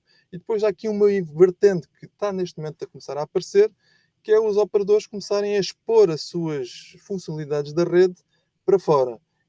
Nomeadamente o quê? A capacidade de eu cá fora ter uma aplicação que interage com o API do operador, de forma a que eu, em tempo real, consiga ter mais débito, ou consiga ter recursos que me garantem um débito superior, quer o downlink, quer o uplink, ou que tenha recursos que me garantam uma latência baixa para o use case que eu quero implementar. Isto vai fazer o quê? Vai fazer, por um lado, que eu, como empresa que uso os serviços no operador, consiga tirar partido de funcionalidades que até agora não tinha, logo posso melhorar o meu serviço como empresa, mas também os operadores aqui vão poder aqui uma nova fonte de rendimento que lhes vai permitir também investir e crescer na rede. Há alguns operadores a nível global, alguns países a nível global que já são pioneiros nesta adoção, nomeadamente no 5.5G. Nós vemos na Finlândia, na China, na Arábia Saudita, no Kuwait, na Tailândia, operadores que estão a investir já no 5.5G, em que têm aqui beamformings, antenas ativas de mais de 64T, 64R, alguns deles com 128T, 128R, com antenas de arrays acima de 512 array elements, ou seja, sistemas de alta capacidade que estão a oferecer o quê? Estão a oferecer já serviços de 10 gigabits que lhes permite depois monetizar estes planos de alta velocidade aos seus utilizadores e, por outro lado, estão também a permitir gradualmente a desenvolverem alguns use cases específicos, alguns deles até com inteligência artificial, nomeadamente no Kuwait e na China, em que já vemos alguns operadores, ou seja, eu quando ligo para um serviço, sou atendido por um operador de inteligência artificial que automaticamente me vai respondendo de acordo com as minhas necessidades, inclusive marcar um restaurante ou outras coisas assim. Para terminar, há aqui então um grande desafio. Por um lado, as redes têm que evoluir de forma a suportarem estes novos serviços de inteligência artificial, estes serviços da parte dos consumidores, das casas, dos veículos, da parte da indústria, mas por outro lado, todos estes serviços vão também permitir alimentar o crescimento da rede dos operadores com inteligência artificial, de forma a que consigam, consigam o quê? Consigam transmitir de uma forma ubíqua capacidade e débitos altos em todo o lugar, em qualquer momento, mas também dar inteligência disponível a qualquer momento, em qualquer lugar. Acho que há aqui um ciclo positivo de negócio que vai permitir quer os operadores, quer o mercado, crescer à volta deste mundo AI e trazer que novas gerações e que novos investimentos e novos desenvolvimentos científicos cresçam e apareçam para ajudar a implementação destas redes. E com isto termino a minha apresentação. Se tiverem algumas perguntas, depois tenho todo o prazer em responder. Obrigado. Muito obrigado, engenheiro Samuel Ferreira, muito obrigado pela partilha de conhecimento aqui conosco. E agora passava à nossa Inês Almeida, para fazer a sua apresentação. Ok. Todos aguardamos com grande expectativa.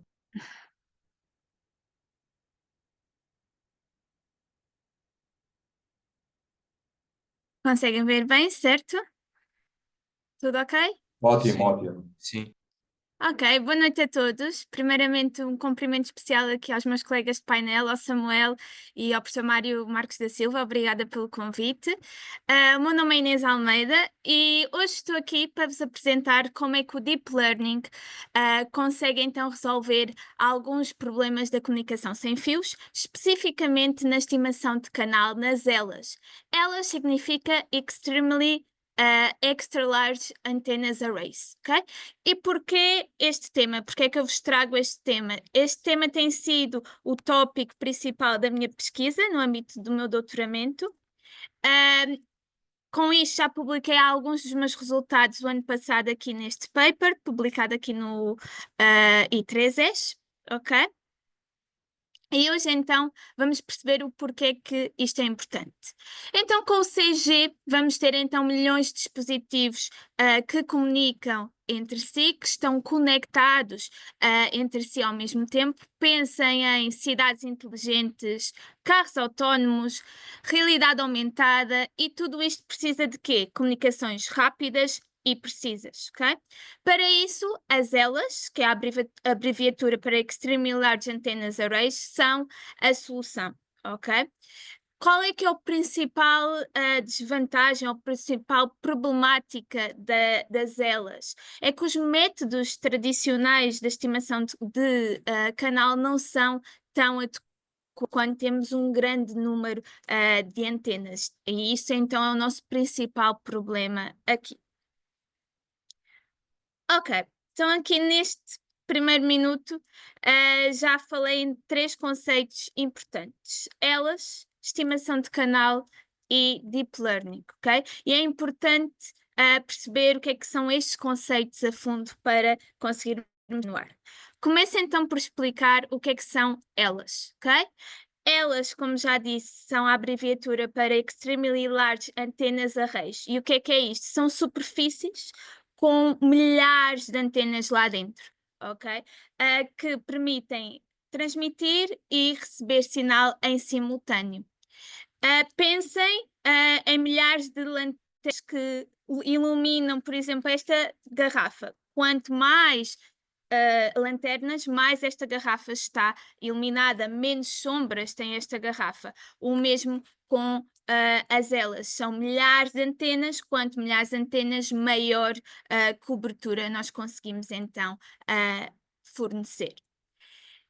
Elas é um bolo, dentro delas temos então vários tipos de elas, de antenas massivas. Temos as IRS, as LIS, as comunicações THZ, CF MIMO, XL MIMO, UM MIMO, temos várias categorias então de antenas massivas. O meu foco de hoje vai ser nas LIS, que é onde eu tenho estado a trabalhar, e também nas IRS.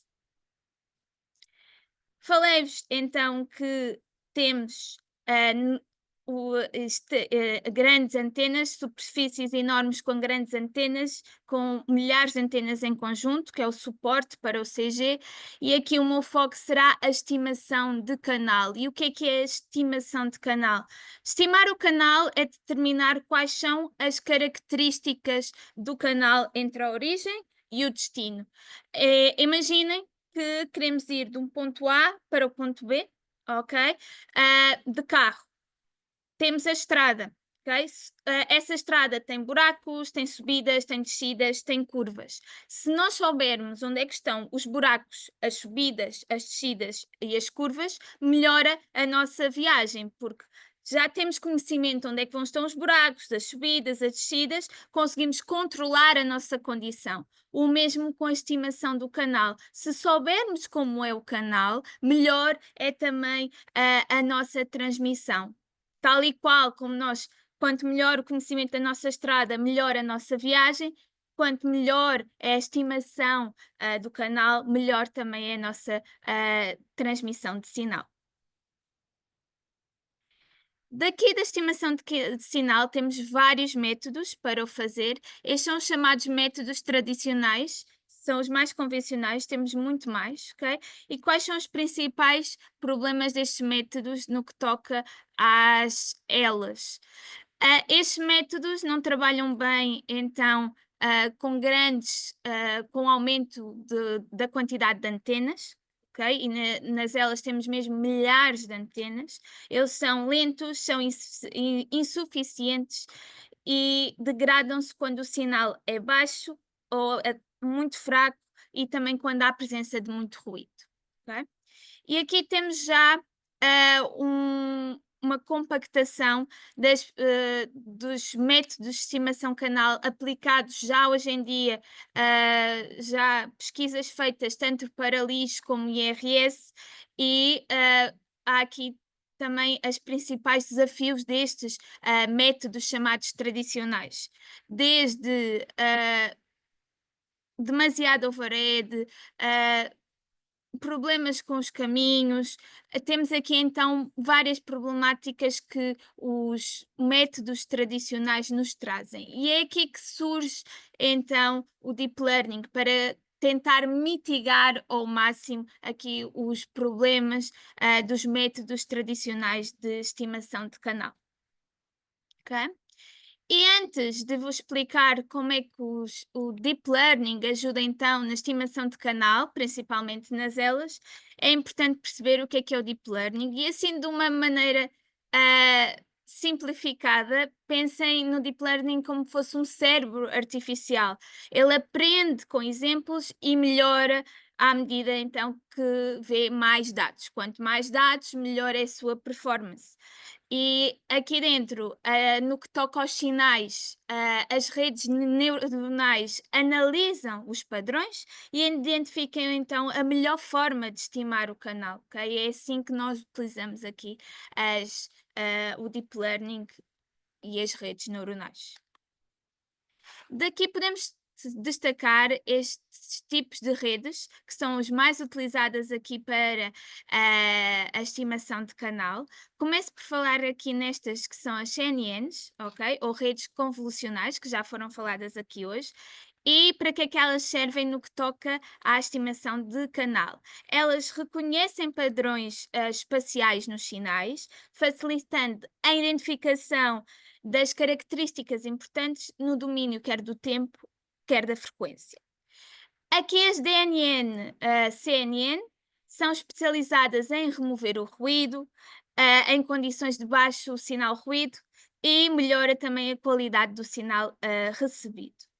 Por fim, temos aqui as CDR-NN, que lidam com as dimensões complexas do canal, como offsets de frequência, garantindo então uma transmissão mais estável e precisa. Então, cada conjunto, cada categoria tem então uma especificidade, tem aqui um objetivo no que toca à estimação de canal, e cabe-nos a nós perceber, quando estamos a lidar com isso, qual é que é o melhor para lidar com o que estamos na nossa frente.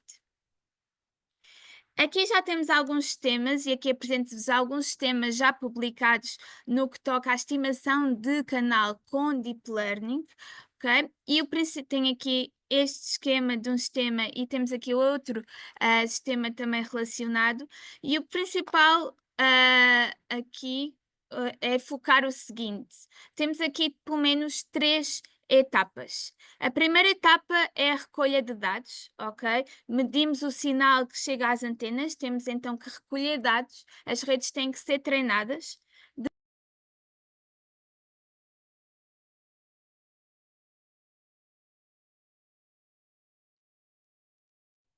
Parece que a Inês teve um problema de rede. A rede falhou. Vamos aguardar um bocadinho que ela volte a entrar,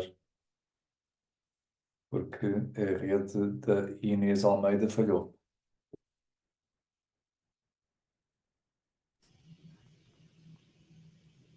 E ainda por cima está na Universidade Autónoma. Não é? Não devia acontecer este tipo de coisas. Se calhar é melhor ligar porque pelo menos quem está a apresentar não vê. Pois, ela pode não saber, não é? Pode nem se ter percebido, não é? Eu vou ligar para ela.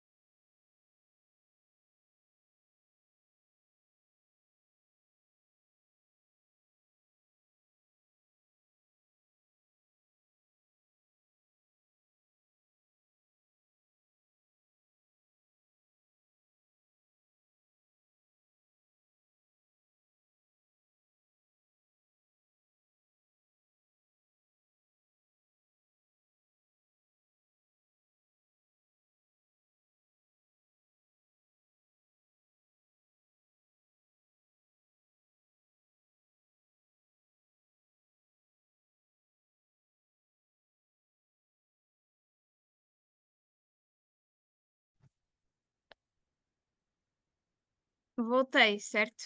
Caí, mas voltei, certo? Já estou aqui. Pronto.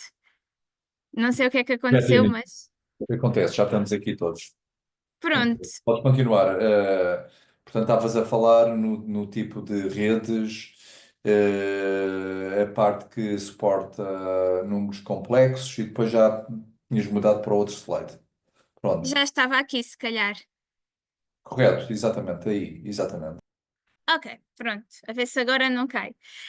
Como estava a dizer, aqui temos já aqui alguns dos sistemas implementados, algumas das pesquisas relacionadas com a estimação de canal com o Deep Learning, ok? E aqui temos tanto este como este sistema.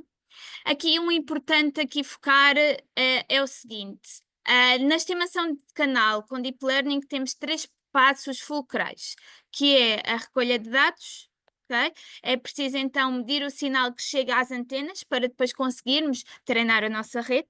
Depois de recolher os dados, treinar então o nosso modelo com esses dados recolhidos. Usamos esses dados para treinar a rede neuronal, a reconhecer padrões no sinal. E depois, no final, temos então o resultado obtido, ou seja, o canal estimado. São os principais, então, passos para a estimação de canal com a Deep Learning. Quais são os próximos passos? O que é que vem a seguir? Aqui os próximos desafios da estimação de canal, no que toca às elas, é preciso ainda perceber e trabalhar muito na parte da precisão em tempo real. Ok? Garantir que realmente os modelos sejam rápidos o suficiente para os temas práticos. Também a adaptação a ambientes complexos, melhorar também, garantir a melhora do desempenho em cenários com muitas interferências, porque ainda estamos a trabalhar no assunto e ainda há muito caminho para trilhar nesse aspecto. É preciso mesmo garantir que a qualidade dos algoritmos, quando a interferência aumenta. E no fim também fazer mais, apoiar mais esta parte da pesquisa para depois conseguirmos ter uma implementação prática. E assim termina a minha apresentação. Qualquer dúvida, estou ao vosso dispor. Obrigada. Muito obrigado, Inês. Inês Almeida. E agora, passava a palavra aqui à nossa audiência para colocar alguma questão que tenham, podendo direcionar a cada um dos interventores aqui nestas comunicações.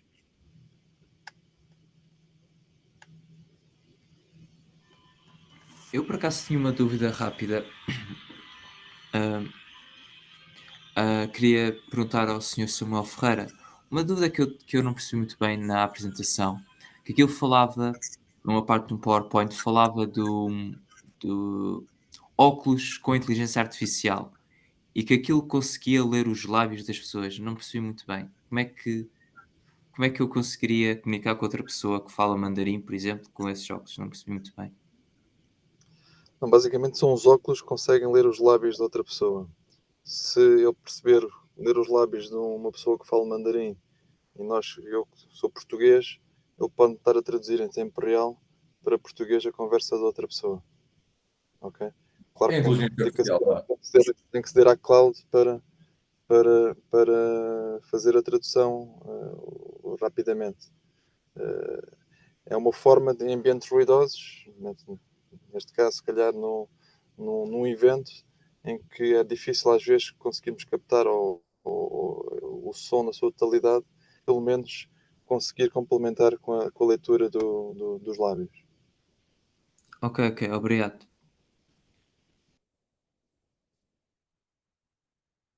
Agora, Samuel Ferreira, eu perguntava-lhe sobre a implementação do Release 18. Já existem, a Huawei já tem produtos desenvolvidos do Release 18, o 5G Advanced. Já.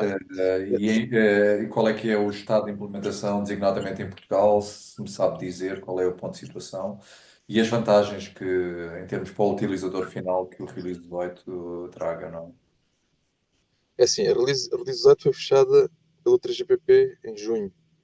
Nós, esta semana, lançamos a primeira versão comercial assente na Release 18. Aqueles casos que eu falei já são operadores que estão a usar versões beta da Release 18 com equipamentos preparados para a Release 18, nomeadamente estamos a falar aqui de sistemas que já são considerados elas com 128T, 128R, com 512 Array Elements, que já tem um beamforming muito mais fino, muito mais preciso e consegue se orientar às necessidades dos utilizadores, permitindo aumentar a capacidade. Claro que estes operadores também têm mais espectros, nomeadamente mais espectros no TDD, não só na banda C, tem também nos 2.3 ou nos 2.6, e alguns deles até têm as ondas milimétricas de 26 GB para chegar a estes throughputs. Mas do ponto de vista de 3GPP da Release 18, posso dizer que esta semana lançamos a primeira versão comercial com a Release 18. Muito bem. A Huawei está sempre na vanguarda das comunicações celulares. Muito bem. Sim, aqui na componente de facto das elas, das antenas ativas, tem dado passos bastante largos ao longo dos tempos, de facto.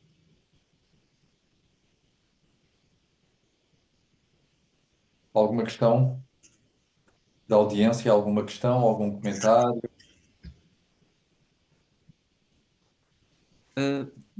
Se pudesse voltar a fazer uma pergunta sobre aqueles óculos inteligentes.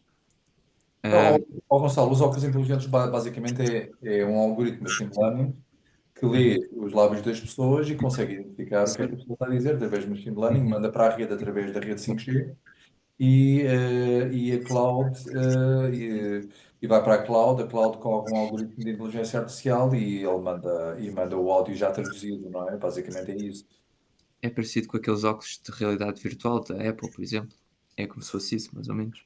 Aqui estamos a falar de realidade aumentada, em que estamos a ver a mistura dos dois mundos, não é? Estamos a ver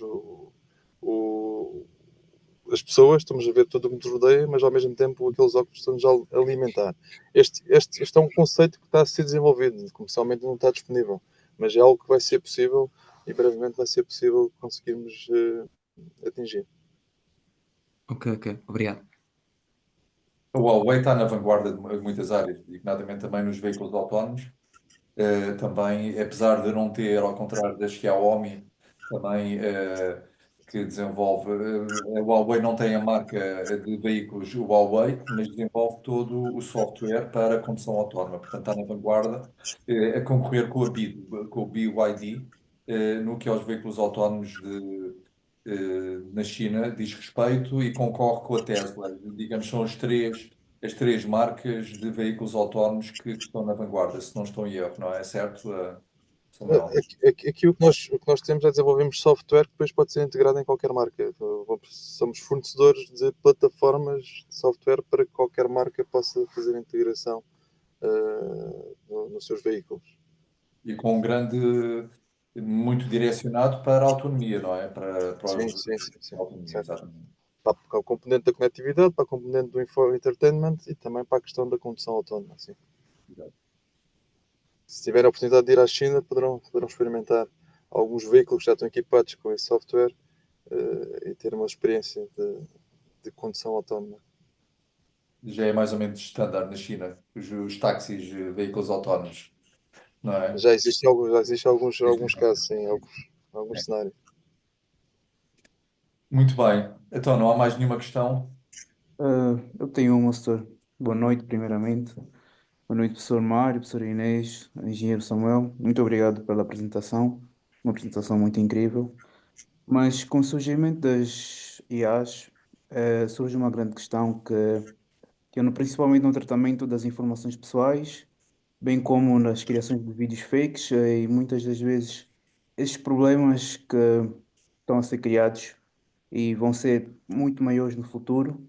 Como é que podemos mitigar isso e como é que podemos tornar isso não tão graves para que futuramente não haja grandes confusões consoante a isso? Certo. Acho que é importante, por um lado, não misturar tudo, ok? Porque vão existir vários níveis de inteligência artificial.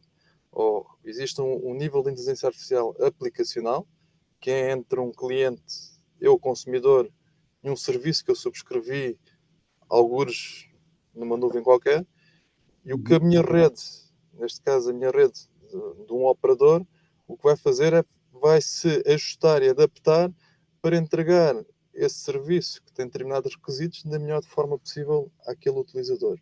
Logo, para a componente dos operadores, neste nível aplicacional, a rede tem que ser, de facto, segura, de garantir a confidencialidade e não ter acesso a estes dados. Isso, o desenho do 3GPP já permite. Agora, ao nível aplicacional, de facto, é que tem que haver aqui alguns standards que têm que ser respeitados, não é? Porque é entre a pessoa que tem o serviço contratado e aqui esta empresa que fornece esse serviço tem que garantir que a informação que fornece é tratada de forma confidencial, de acordo com os standards, nomeadamente na Europa, do GDPR e outros standards que têm que ser respeitados. Acho que é importante olharmos para isto em blocos diferentes, ao nível aplicacional dos clientes com as empresas e depois os operadores que têm de facto as suas redes e têm que estar customizadas para responder a estas necessidades. Acho que é importante fazermos essa fronteira e cada nível tem que respeitar as necessidades e os regulamentos em vigor de forma a que o GDPR seja totalmente assegurado. Não sei se foi claro. Sim, sim, muito obrigado, muito obrigado. Eu subscrevo a resposta, acho que foi muito bem dado, exatamente. Existem vários níveis de inteligência artificial e, portanto, machine learning aplicado a certas funcionalidades. Existe, pois, a inteligência artificial generativa, utilizada de uma forma genérica e ampla, e fala-se também já na inteligência artificial geral, não é? E essa inteligência artificial geral já não é inteligência artificial generativa, será um passo mais à frente, onde eh, vamos expor, há todo um conjunto de inteligência artificial que faz coisas melhores do que as pessoas em muitas áreas. Nas outras áreas, a inteligência artificial generativa ainda não consegue aprender e desenvolver tarefas. Vamos fazer um doutoramento em 3 anos. A inteligência artificial generativa, digamos, ainda fica aquém em muitas tarefas. E, portanto, nós estamos a caminhar, aquilo que se pretende é atingir um nível de inteligência artificial geral, onde aprende tarefas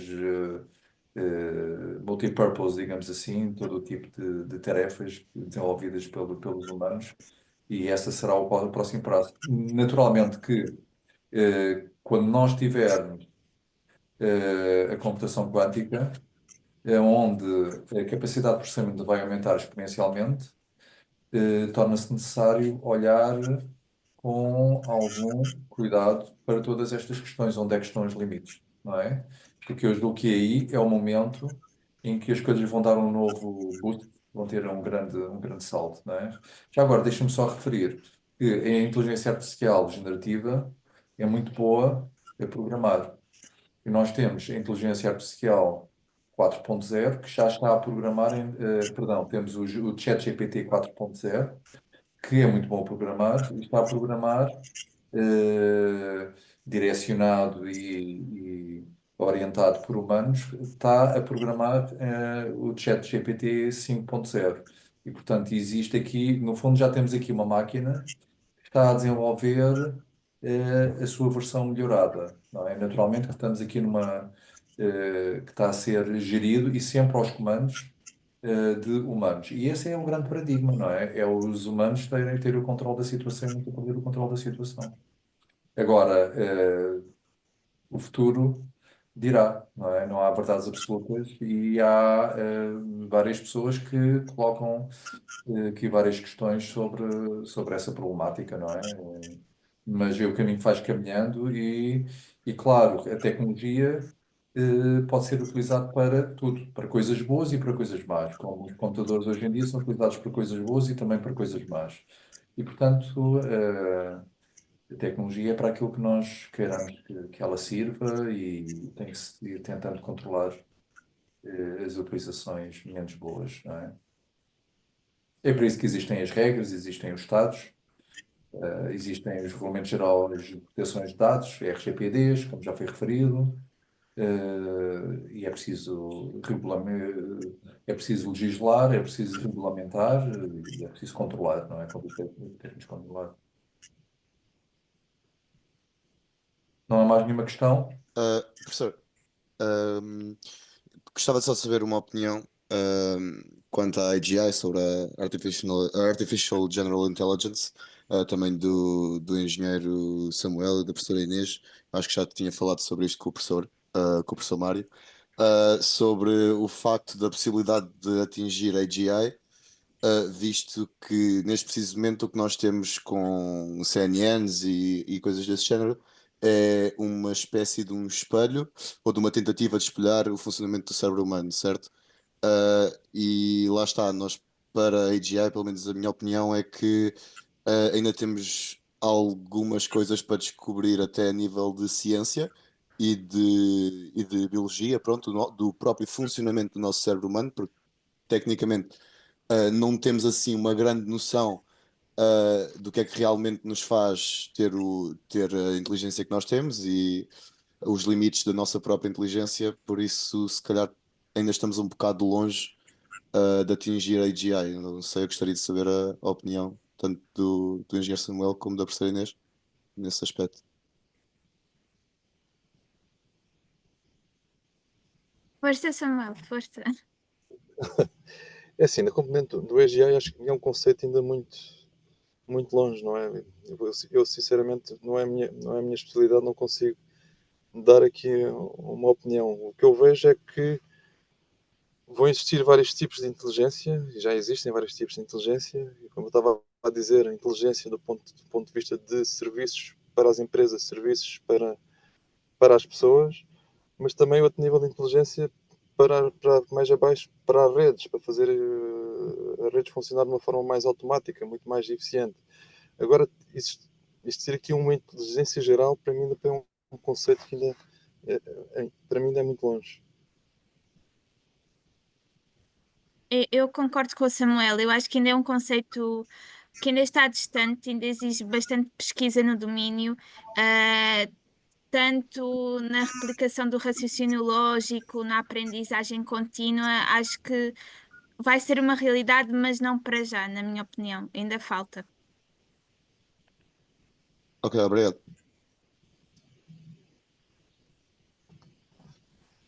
Pois, quer dizer, porque a inteligência artificial é tudo, estamos a falar de matemática, não é? Estamos a falar de cálculos de coeficientes, cálculos com derivadas, e é tudo matemática. No limite é tudo matemática. Nós falamos muito em grandes utilizações e é muito bonito falarmos em utilizações, mas isto por enquanto é tudo matemática. Mas é matemática, ou seja, é algo com algoritmos. E são dados, se calhar, digamos, no futuro, se a quantidade de dados sobre as vidas das pessoas forem colhidos, não é? E com computadores quânticos que são mais rápidos e processam esses dados de uma forma mais eficiente, talvez se nos aproximemos disso, não é? Mas quer dizer, mas isto não é passarmos da inteligência artificial generativa para o AGI de um dia para o outro. Eu acho que é um caminho incremental e que passa por vários passos intermédios, não é? E é tudo acerca de fazer a coleta de dados, não apenas de linguagem ou de imagem, mas enfim, das várias tarefas que as pessoas realizam, não é? Porque ainda só após fazer a coleta desses dados todos é que a inteligência artificial os consegue processar. Não é? Quando falamos em inteligência artificial generativa, estamos a falar de supervised learning, estamos a falar de supervised learning, né? Estamos a falar de cálculos de derivadas, pura e simplesmente. Ok? Não estamos a falar de magia negra, não é? De uma coisa mágica, estamos a falar de cálculos de derivadas, diminuição do custo, da função custo, e é isso e apenas isso, não é? Portanto, agora para nós convergirmos nesse sentido, temos que dar mais dados à rede para ele aprender mais coisas, não é? Basicamente é isso. Porque para a inteligência artificial funcionar, precisamos de duas coisas: algoritmos, não é? E dados. naturalmente precisamos de processamento para processar tudo isto, não é? Eh, e, portanto, o algoritmo, temos o algoritmo. Naturalmente, o algoritmo também pode melhorar e vai melhorar com certeza. Se tivermos mais capacidade de processamento e tivermos mais dados, nós podemos caminhar nesse sentido. Mas já agora deixem-me só referir uma coisa que as pessoas por vezes não falam, que é a inteligência artificial generativa tem consumos energéticos enormes, enormes, enormes, brutais. E tem uma pegada de carbono, uma coisa perfeitamente brutal. Cada vez que fizemos uma pesquisa no GPT, o consumo, não é a nossa casa, mas é na cloud, existe uma pegada que é deixada. E, portanto, esse é o outro lado da moeda, não é? Que temos que encontrar formas mais eficientes de fazer o processamento. E tenho a certeza que com o processamento quântico isso também vai ser melhorado e estamos, aquilo que se perspectiva é estarmos a 2 anos de termos computadores quânticos, não é? Com a Google e a IBM aí na vanguarda disso.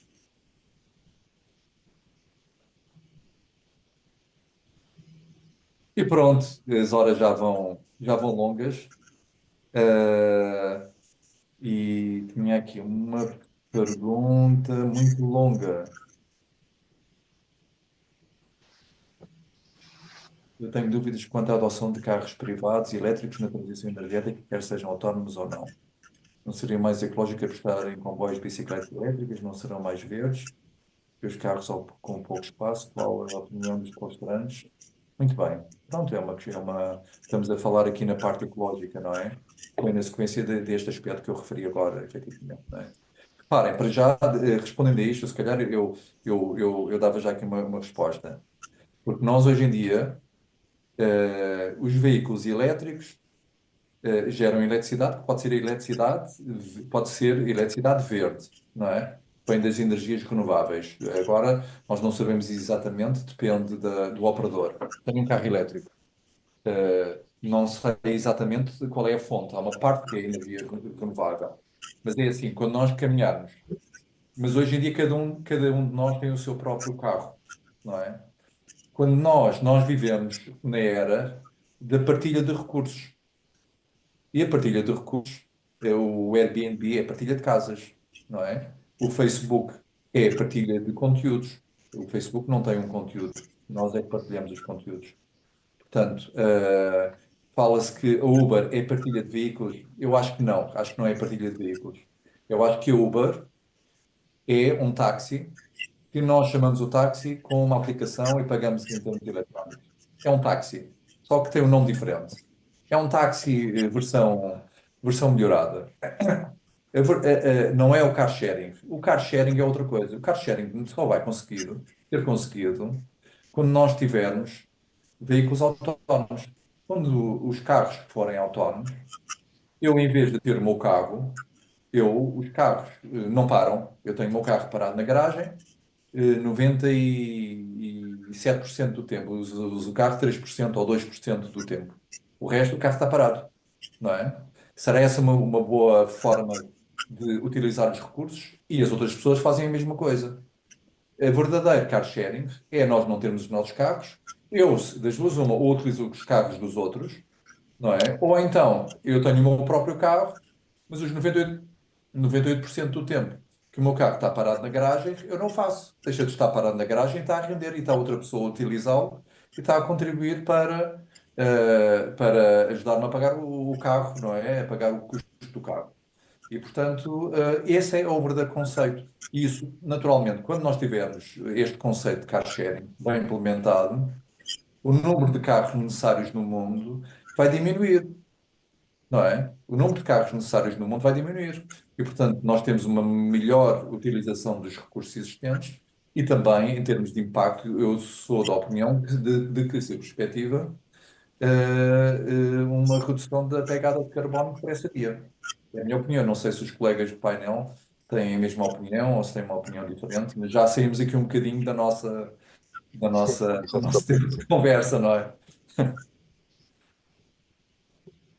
Eu posso dar a minha opinião pessoal, não aqui alocada à minha empresa, mas o que eu vejo nos carros elétricos é que também podem, neste momento ainda não servem, mas poderão servir no futuro até para regular a rede elétrica, porque se calhar às vezes temos excesso de energia solar, podíamos colocar nos carros e os carros depois, quando à noite, quando se calhar não temos menos energia na rede, podiam ser eles próprios a fornecer energia. E, ou seja, em vez de ativarmos centrais a carvão ou centrais a gás, usávamos a energia da bateria dos carros para alimentar a rede e para evitar a ativação de outro tipo de fontes energéticas, ou seja, estabilizar a rede elétrica. Era uma das possibilidades, que também pode ser utilizada. Eu concordo. Temos de ver isto como uma oportunidade e não algo mau. Temos que ver a adoção como algo, uma oportunidade também para, como o Samuel estava a dizer, para a regulação da energia. Há sempre oportunidades, mesmo que haja algum problema na pegada ecológica, há sempre algo que podemos fazer, soluções relacionadas com o assunto.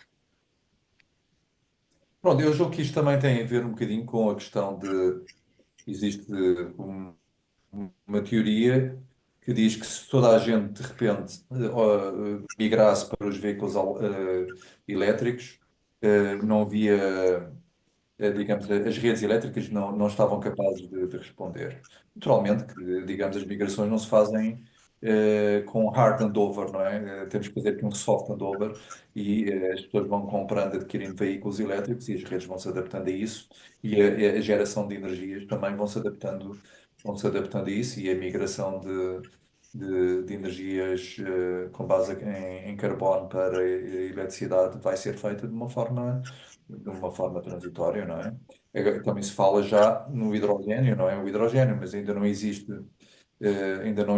digamos, o desenvolvimento suficiente. Espera-se que lá para o ano 2030 comecem a aparecer de forma um pouco mais massiva alternativa aos veículos elétricos, são os veículos hidrogénios, com maior ênfase para os transportes aéreos, para os navios, etc., não é? Portanto, para os caminhões, porque para, digamos, para os veículos elétricos, existem soluções, existem já baterias de alta densidade, que já existem tecnologias à volta dos 1000 km, mais de 1000 km até, que ainda não estão disponíveis no mercado, mas já existem baterias, existe uma tecnologia que permite mais de 1000 km. E, portanto, digamos que em termos de autonomia já estamos perfeitamente salvaguardados, não é? Agora, o hidrogênio será uma alternativa futura, que no fundo as fuel cells geram eletricidade e é um motor elétrico que faz andar o carro à mesma, não é só por dizer que em vez de estar armazenado numa bateria, passa a estar armazenado num depósito sob portanto, são moléculas de hidrogênio, não é? E pronto, se não há mais questões, muito obrigado. Muito obrigado a todos. Agradeço a presença do engenheiro Samuel Ferreira, da Huawei Portugal. Foi um gosto tê-lo aqui e muito obrigado pela colaboração que os nossos alunos puderam aprender consigo. Muito obrigado, Inês, e muito obrigado à audiência também que estiveram aqui e que estiveram interessados nestes assuntos, que são assuntos prementes, e havemos voltar ao contacto em novos eventos. E aproveito para desejar, quer aos colegas de painel, quer à restante audiência, um Feliz Natal e um excelente ano de 2025. Muito obrigado. Obrigado igualmente. Obrigado, igualmente. Obrigada, igualmente. Obrigado. Obrigado. Muito Obrigado obrigado. igualmente, com licença. Igualmente. Obrigado. Obrigado.